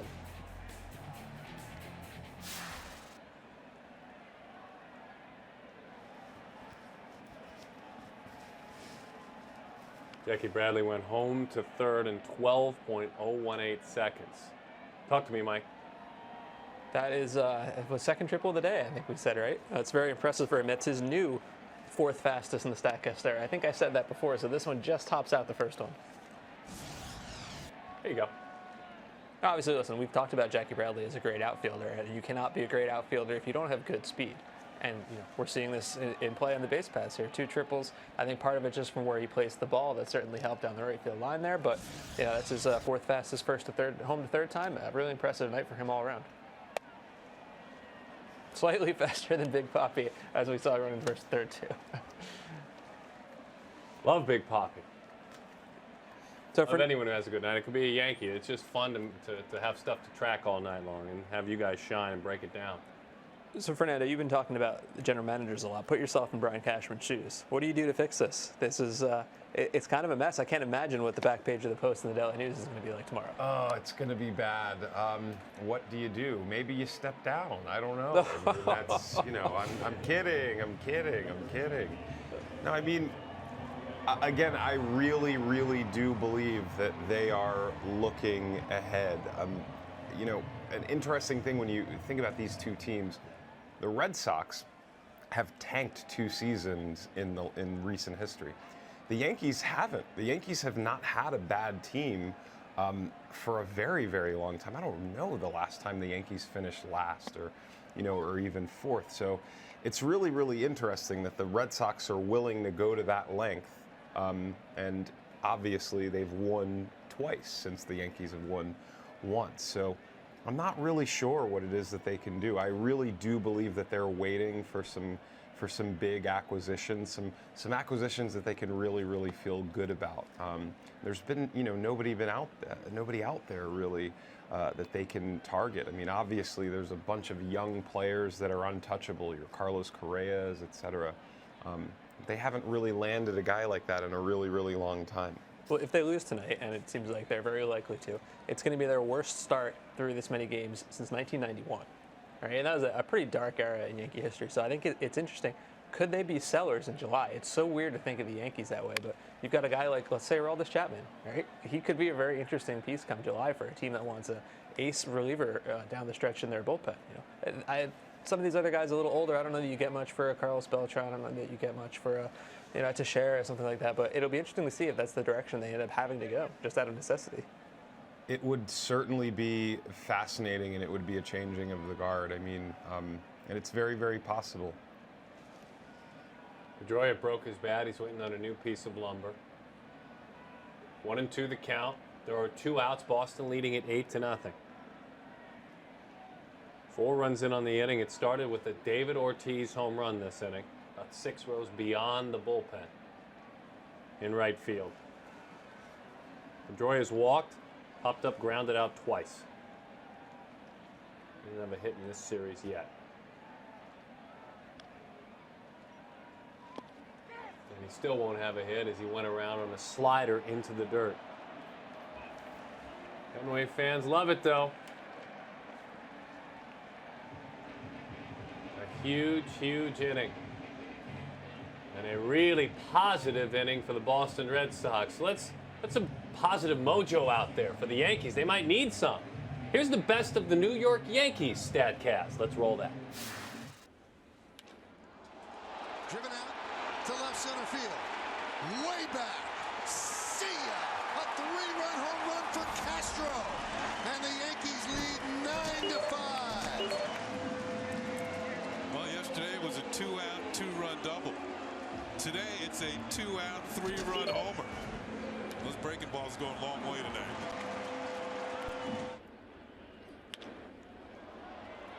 Fly ball left field. Hicks makes a catch. Valencia tags. Here's the throw. He's out. Oh, what a throw by Hicks. Oh, does he have a great arm? He stayed in back of the ball to get momentum, approached it, caught it, and fired a strike. Runner goes. Slide. Safe. Nice. He's still home. Matt Moore, a left-handed pitcher, was not watching him. So his back is to him. He didn't check him, and here he comes. That is a flat-out steal of home plate. Straight steal, not a double steal, and you don't see that very often. Best for the New York Yankees, and certainly a positive mojo situation there. They have a very good defender who's a very unique man in Didi Gregorius. He speaks 4 languages, English, Dutch, Spanish, and Papamiento as well, a Dutch Latin language. And Didi Gregorius, a unique man. We bring Allison Footer back in, who covers Major League Baseball from coast to coast and border to border for MLB.com. He is a diverse young man, isn't he, Allison? And he's a guy that off the field is a very unique personality. Yeah, he's artistic. So he's a painter and a sketcher, and now we find out he's also a photographer. So he has taken up photography recently. I had a kind of a first-hand view of this on photo day. So for those of you that aren't familiar with it, we basically all come to spring training, to a spring training camp, and everybody lines up if you need any photos of these guys, any videos, and then they go from station to station and they get their photos snapped. So there's AP photographers and baseball card companies, and then of course us at the end of the line. So Didi was kind of holding up the line because he was asking the photographers about their cameras every time he stopped. He wanted to get into these deep conversations about the cameras at 7:30 in the morning, and we had to kind of keep the line moving. But he's just a neat guy, and he's got all kind. I think that he put like a conglomeration of some of his photos, and I think the Yankees used it in the April edition of their game program. And it kind of reminds me a little bit of Randy Johnson, as you guys probably know, that he retired and immediately became a photojournalist, which is what he was studying in college. And so to have an interest like that, it really helps when a player retires, and to have something to fall into immediately. We don't know, of course, Didi's got a lot of playing years ahead of him, but it is kind of cool to see him really enjoying that. And unlike Randy Johnson, he's actually a delightful guy. During his playing career, he's always smiling and making people laugh. Randy is doing that now, by the way, but not until he retired. It's interesting, Allison. One follow-up for you. You know, and you cover this game, and the younger players now are coming to the big leagues. You're very young as well, but the younger players come to the big leagues, and millennials are unique, aren't they? Because it seems like in this information age and information on their smartphones, more and more personalities are coming to the major leagues. Well-spoken young guys as well. Yeah, I mean, well, they have Instagram accounts and Twitter, and obviously they can just like put out there whatever they want. They don't have to use a go-between anymore, which is us, the media. And so if you have an Instagram account and you're a photographer, oh my goodness, I mean, what is a better partnership than that? And so it's really cool. And for guys that don't shy away from that, I mean, there's a lot of drawbacks to that being in the modern era where you really can't be safe leaving your home and being out in public. You could be, just in the wrong place at the wrong time, and it's everywhere. But for a guy like Didi, who, yeah, he does take that and he does bring that to the fans, and it's very cool. Thank you, Allison. We appreciate it. Like Jacoby Ellsbury, his name is his handle. Follow him on Twitter, @Jacoby Ellsbury. You can give your own quotes. Now, obviously, it's different, it's unique, even as you have gone beyond playing the game. But you can control your message. Now, you should answer questions in front of your locker, obviously. But in the end, you can now, as a player, control your brand. You really, really can. And obviously, people are unsure about what they really want from players. A lot of times there's a lot of pressure on players to just stick with baseball and and not really seek to venture out too much. But it's very, very clear that, with fans being more and more interested in the game, that they're more and more interested in learning more about the players and trying to get beyond the jersey numbers and the jerseys. So it's interesting, and it really plays out very interestingly in Derek Jeter's website. Chase Headley's on base. I know this is like I'm jumping in here, but we have to point this out. Chase Headley's on base. Fielding error by new second baseman Marco Hernandez. Here's why I want to talk about Chase Headley being on base, because he actually, in what's really been a brutal season for him, has an interesting StatCast stat. So as we can see him leading off of here. On April 15th, he stole base. He has the highest secondary lead in the StatCast era on that base, 28.3 feet. So you think about that, 90 feet minus almost 30 feet, that's about 60 feet that the catcher has to work with. It was a good throw, he's no shot when you get almost 30 feet off the bag. I love secondary lead, I think that's so interesting. Chase Headley, of all people, has the #1 on the stolen base so far this year. Now we said something positive about Chase Headley. Good. It scores you runs, those secondary leads. It'll score you runs from first and from second. I thought he was going to get a hit there, but I thought they gave him a hit as well there. Yeah. I think that I could have been scored a hit. Robbie Ross, by the way, originally a Texas second-round pick back in 2008 out of Kentucky, Lexington Christian High School. Struck out 8 per 9 last year, 54 appearances, so it was hard. Yeah, career high this year. Velocity up to 94.6. He was when he was a starter, he was working more of a 91, 92, and as we see with a lot of guys, he goes to the bullpen, that velocity ticks up. You might think as a lefty he's kind of a lefty specialist, but he's really not. We have a stat called weighted on base average, which we like a lot. Against lefties, 322. Against righties, 321. He's got almost no platoon split.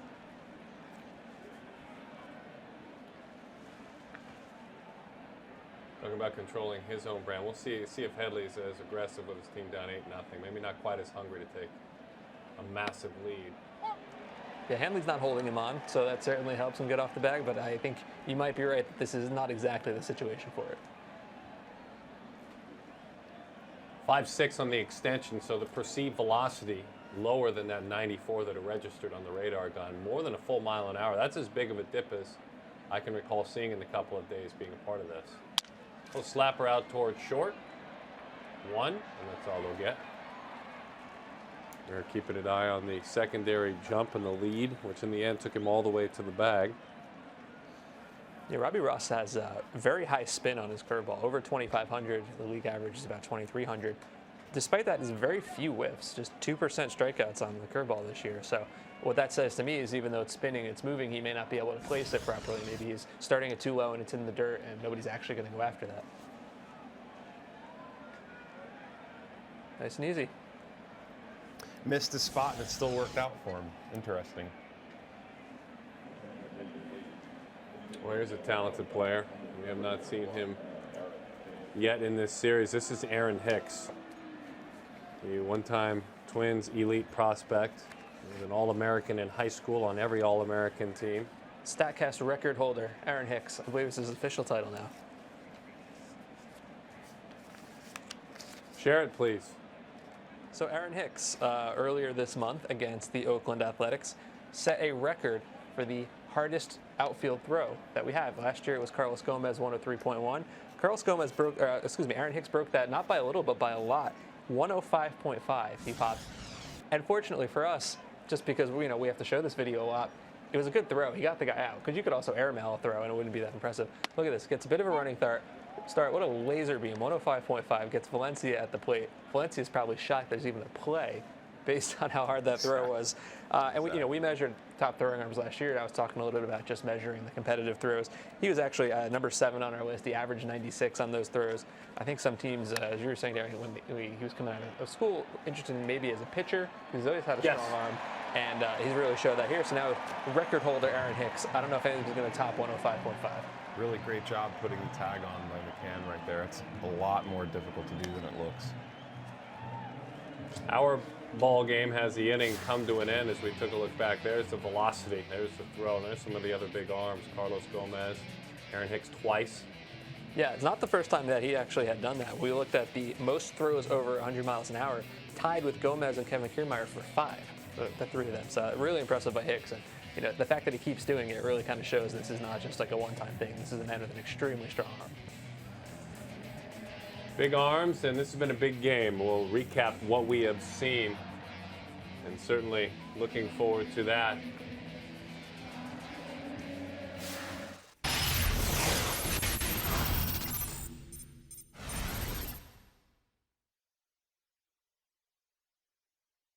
Tonight, Rick Porcello, a strikeout of Mark Teixeira, the extension, the velocity. He's had very good stuff tonight. Starlin Castro, the double off the monster.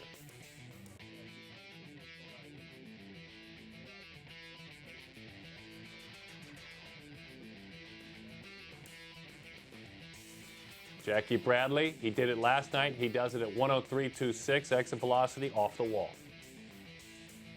This is kind of the start of the flood here for the Red Sox. Bradley, you know, 2 triples tonight. It's been incredibly impressive. And then we see Xander Bogaerts topping 20 miles an hour. We've seen the best speeds is generally in like the 22, 23-ish mile an hour range. So it's not as top as anybody in baseball, but it's really good. It's above average. And, you know, we saw Michael Pineda get hit pretty hard, exit velocity tonight of 95 miles an hour. There's that home to third speed. Fun to watch, isn't it? Yeah, I mean, not you know, especially fluid around those bases there, but you know, the route that he takes is, you know, kind of perfect there, cutting those bases. 2 stand-up triples, which is very, very rare. It's a good night. Poppy was fluid around the bases, though. So we saw Statcast record tonight. We can say that. We had the slowest time around the bases for a home run, 32.4, and we saw here Johnny Barbado. It throws hard, 96.5, pretty good. But if it's going to be straight and it's going to be right around David Ortiz's knees, it's not going to end well for you as a pitcher. That's some of what we were seeing tonight. A lot of the fun as part of our MLB Plus, presented by Amazon Web Services. Statcast is powered by Amazon Web Services. It's been a lot of fun. A lot of fun, certainly. We've had some measurables, let's just put it that way. Right away, another measurable, a hard hit ball, Xander Bogaerts. He's on with a base hit. That's his first hit of the night. He had 2 hits last night. He's got 3 hits in the series. He was 0 for 3 with a walk. So we still have Nick Goody in the game here, and I think we've talked a little bit about the Yankees bullpen, how it's got these 2 stars and then you know, kind of a collection of odd characters. It's really interesting to see the outcome of this here, and this is from Andrew Simon, another one of our excellent stat workers here. Miller Bertances this year, 1.33 ERA, 3 earned runs in 20 innings. That's outstanding. All the other Yankee relievers, 5.10 ERA. That's including tonight, 27 earned runs in 47.2 innings. I mean, there is an enormous gap there. They have the 2 guys who are great, and everybody else has been really struggling terribly. Dustin Ackley's at first base now. Hicks is in right field. This is Chris Young hitting for the Boston Red Sox. We're being robbed of another David Ortiz opportunity here. I'm actually kind of disappointed by this. Chris Young can hurt mistakes. There have been good things happen in his career. A very high-level athlete, continues to get work. He's 32 years old now. Had some big years early in his career with the Diamondbacks. Chris Young, it's interesting that he's pinch hitting against the righty. I guess it's an 8-0 game, so you know the strategy doesn't matter that much. But Chris Young, he crushes lefties because he pulls the ball like nobody else in baseball. Last year when he pulled the ball, average of 88.3 miles an hour, exit velocity, opposite field 75 miles an hour. Look at this. This is from last year. Look at where all those balls are. He hit 1 ball basically to the outfield and right. All of his balls were to left. When he signed with the Red Sox, I know people were like, well, they have a lot of outfielders. Why do they need Chris Young? And then you look at that and you think of the Green Monster and you go, now I get it. Now I understand why he wants to be there. They haven't actually faced a lot of lefties this year, so he hasn't really gotten off to much of a start. But when that happens, you know, I think it's going to be really successful for him. 32 home runs in 07 for Chris Young.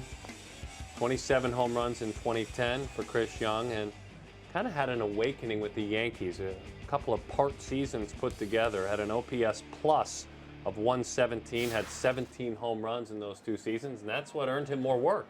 Yeah, absolutely right. And we just have to go back real quick to that Xander Bogaerts hit that deflected off Didi Gregorius' glove. 112 miles an hour, that ball. That's Xander Bogaerts' hardest hit ball ever. Ever. Drops his back shoulder and popped that one up to short. Hey, you knew it was hard hit, right?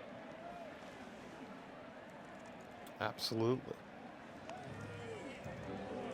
So Chris Young pops out. Xander Bogaerts' hardest hit ever.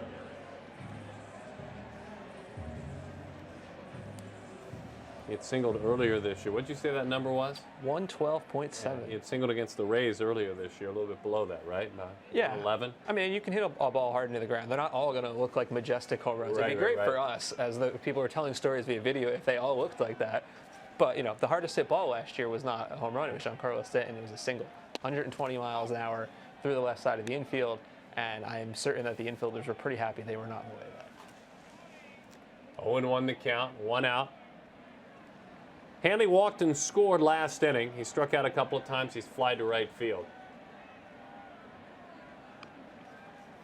Romine behind the plate. Austin Romine is catching for the Yankees. Ryan McCann not playing anymore. And Aaron Hicks is in right field for Beltran. He stays on. Fooled by a little slider. Now this is the point. Now, obviously this game is won, but this is the point where, you cannot give up at bats, whichever team you're on, This is all still going on your baseball card, and these are, you don't want to get into bad habits, etc. These are really, really important at bats for, all the players.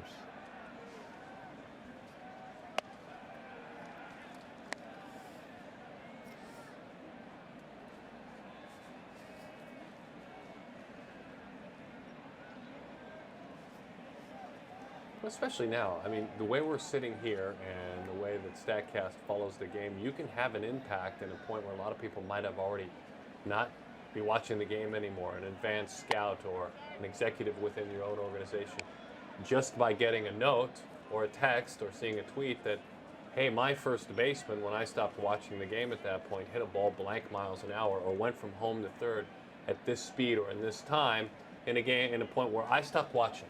I may look at a box score, but a box score doesn't do anything compared to what these metrics are doing.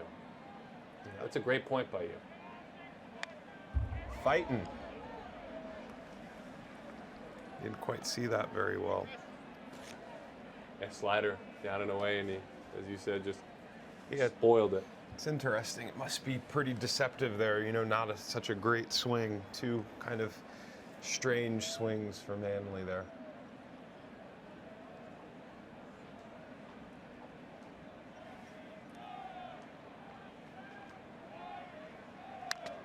I'm going to have to go look up how many fouls have been a record this year, because it seems like every time I turn around and I look at the screen, the Red Sox are fouling something off. We saw Brock Holt do it about 1 million times. Now Hanley's done it a couple times this at-bat. It's a tough team to go after.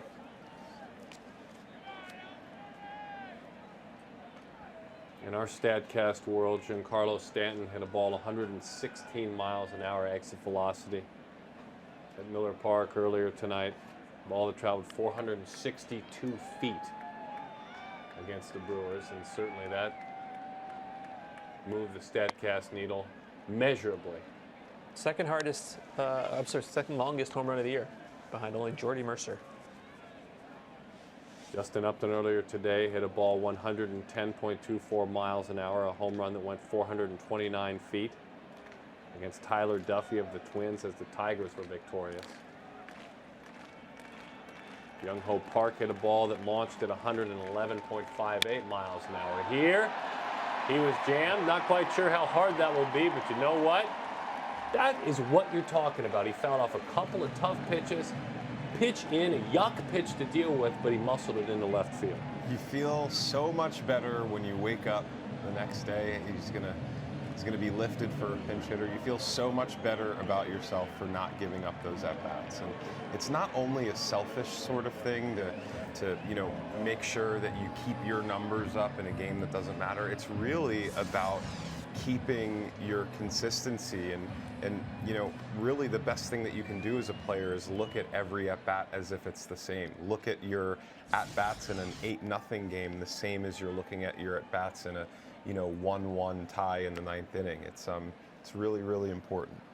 Josh Rutledge is running, the 27-year-old Josh Rutledge out of the University of Alabama. Now Hanley can, as you said, sleep well tonight with an at-bat like that. Healthy swing right there. Travis Shaw, 2 hits, 4 at-bats. Shaw's numbers get better. They get better with runners on. They get better with runners in scoring position in this early season. Look at what he has done so far.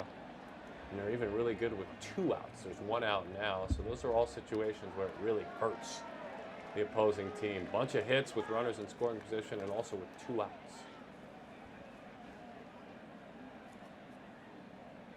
And obviously with Pablo Sandoval and the health issue and the discussion of whether or not he's in the shape he needs to be to play the position, Shaw made it very easy for them, didn't he? Easy decision, yeah. It sounds like Sandoval's shoulder might actually be real. I think at first everyone was like, oh, that's a convenient way to get him off the roster. But it sounds like, there's keeping delays in getting it examined. It seems like that might have actually had some serious impact on his performance. Absolutely. I mean, if you see some of those swings that he was taking in some of the games that he was pinch hitting in, it didn't look like the Pablo Sandoval that they signed. I mean, his statistics were down last year, and that could have been part of it. One of the things about a shoulder injury, it's one of the easiest injuries to hide as a position player, especially if it's not on your throwing side. I mean, you can see the incredible resolve by a lot of baseball players in playing through things.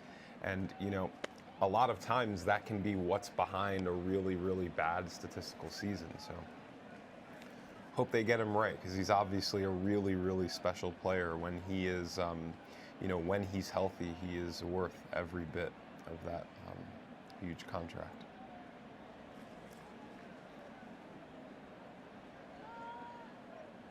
Sandoval hit a ball last year, his hardest exit velocity, 113.98, a home run against Aaron Sanchez. Pretty lofty home run.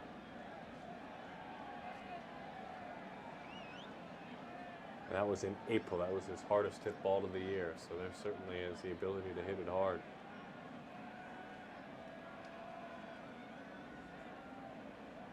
Sandoval hit 11 balls over 108 miles an hour.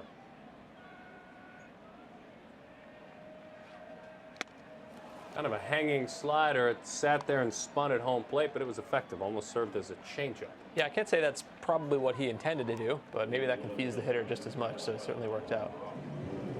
There are times when backup sliders work, and there are times when backup sliders are souvenirs. A lot of times the backup slider freezes guys because they're so used to seeing really good sliders that they're just expecting it to dive down, and it never does. Yeah, that got up in the zone. Yeah. That easily could have ended 450 feet away. That's a bad pitch. But it's interesting to be able to look at it. Like, he got a strikeout, right? So the outcome is great, but you can see the process that went into it and maybe not necessarily working for you.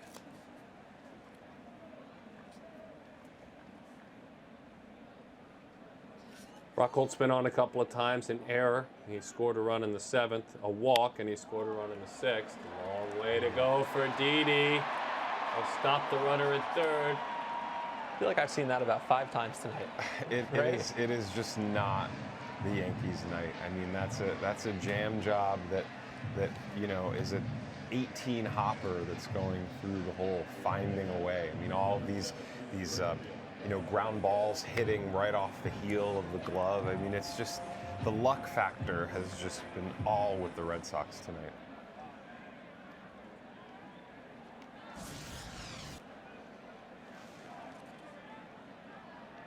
Great effective pitch, missed his spot again. I mean, a lot of spot missing. That's what's called being BABIP to death, right? So batting average on balls in play, it's basically an indicator of, it's either you're getting hit very hard, but it could also be you're getting very unlucky, where balls just aren't going where the fielders are, and that's exactly the kind of hit. We've seen that a couple times tonight. So batting average and balls in play is basically a luck factor. Not entirely luck factor, because if you are serving up meatballs that get crushed, obviously that's going to not have a good outcome for you either. But you can certainly use it to show that there's some bad luck, lots of bloops, that kind of stuff. Driven to right field, well shy of the track. Hicks is there. Hicks makes the play. One last chance for the Yanks. And the Yanks trail it 8-0. Anthony Kastrovitz has been joining us the last couple of days with his insights. He covers the Boston Red Sox for MLB.com. And Anthony's talking about Mookie Betts. Mookie Betts is off to a solid start to 2016, if not a superlative one.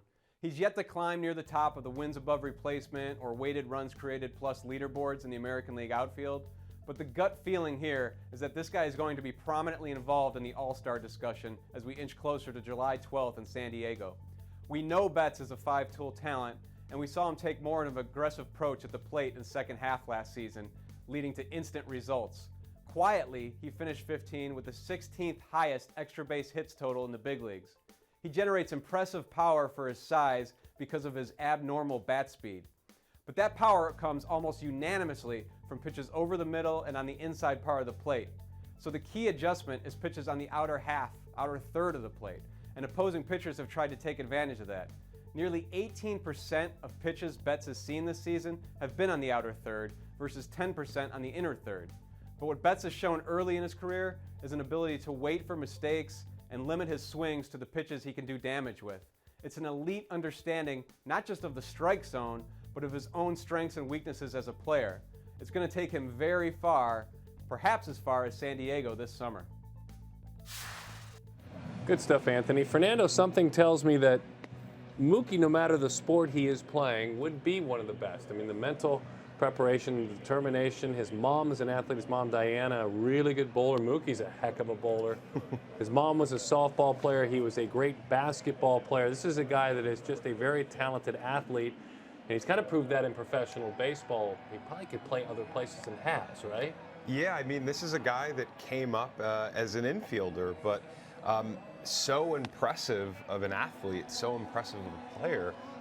You know, obviously, Dustin Pedroia is one of the most immovable position players in all of baseball. So they sent Mookie to the outfield, which is a thing that, you know, we've seen that through the years with a lot of guys that, you know, get drafted as infielders. Your Justin Uptons, your BJ Uptons, and other people not in the Upton family that get moved to the outfield. And it's interesting, you know, a guy like this, right? Such a compelling player. This guy might be on his way to, you know, his first of many, many All-Star games. Do you want to just decomplicate things for him and just send him to the outfield immediately? You never really know. You know, I didn't get a chance to see him play the infield. I didn't really know what kind of infielder he was. But it's a really, really interesting discussion because you're seeing so many guys get pushed into the outfield early on. And so this final inning of work belongs to 29-year-old right-hander Junichi Tazawa, signed with the Red Sox as a free agent back in 2008. He's the only pitcher in baseball who throws a forkball, which is not a pitch you see very much. No. So maybe you can help us understand, Fernando, what's the difference between, say, a forkball and a split finger? Well, a little different. The thing is that guys grip them differently, and so a lot of guys, I mean, you know, guys are making pitches up. There are even guys that won't show you how they throw their pitches. You know, James Shields, for a long time, he didn't want to show anybody how he threw his changeup. So it's a matter of grip. You know, it's very, very difficult since you're not seeing me to show you the difference, you know, in grip without a baseball.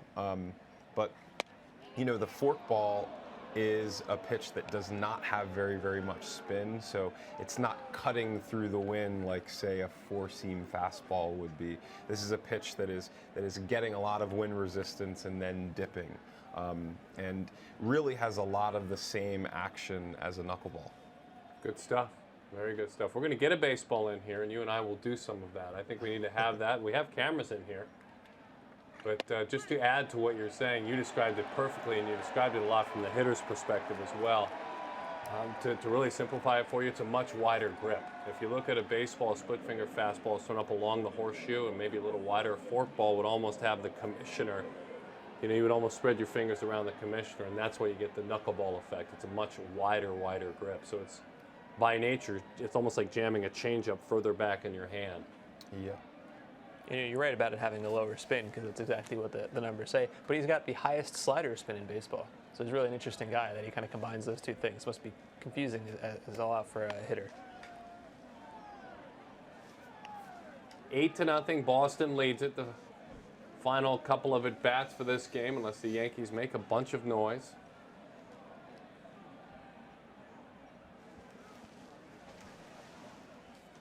And for the New York Yankees, Torres is in the game.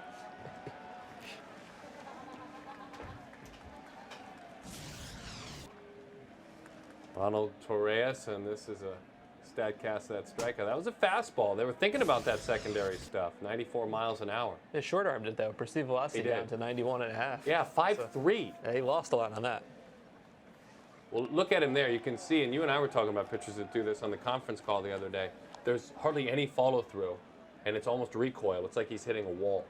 Yeah, absolutely. So he really does shorten up his delivery. Just different styles, you know. Guys learn, just like guys learn how to hit in lots of different ways, guys learn how to throw in lots and lots and lots of different ways.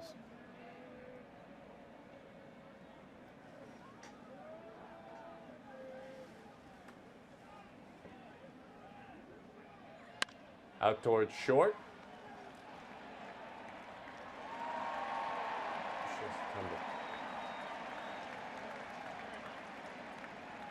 I thought we were going to show you the grip there. We'll hold off. Maybe we'll do that in the post game. Why not, right? Just a quick wrap. We say goodbye. Because you can show us what it looks like on the tumble without any rotation. And all that being said, he hasn't had to lean on many. I mean, he's just firing fastballs for strikes and letting his defense do the work. 2 outs in the inning. This is going to be 12 losses in 16 games for the Yankees. Yes. I call this one the sacrificial lamb at bat where, you know, everybody wants you to get out, and the chances of you know, getting on base are not very good. And as a pitcher, just throw strikes. Yeah. Don't put anybody. I just like your teammates probably want to string you up if you're not going to throw strikes. Especially on the road where everybody is, you know, cheering for this to be over with. It feels like it influences the umpire a little bit. There it was. If this ends with a shutout, 12 runs in the last 7 games for the Yankees. The wide grip, right along with the commissioner. Forkball, very wide grip like that. See where you do split finger fastball, you're up along a little bit closer, up along the horseshoe. Hurts my fingers just to look at that, Aaron. Well, it's so interesting that you say that because there are actually guys in Japan, they were doing surgeries here, tilt that down a little bit, doing surgeries here to cut that a little bit to get better splitter grip. I had an 11 ERA in rookie ball, so I wasn't very good, but that's what I threw. So that's why I have that uncomfortable feeling you have. Thanks, guys. Roll to the right side. This gentleman does not have an 11 ERA, nor do the Red Sox tonight. They are victorious with a combined shutout, 8-0. All the good things that happened offensively. Rick Porcello was really good again tonight. He has had a really good year. He has been very dependable.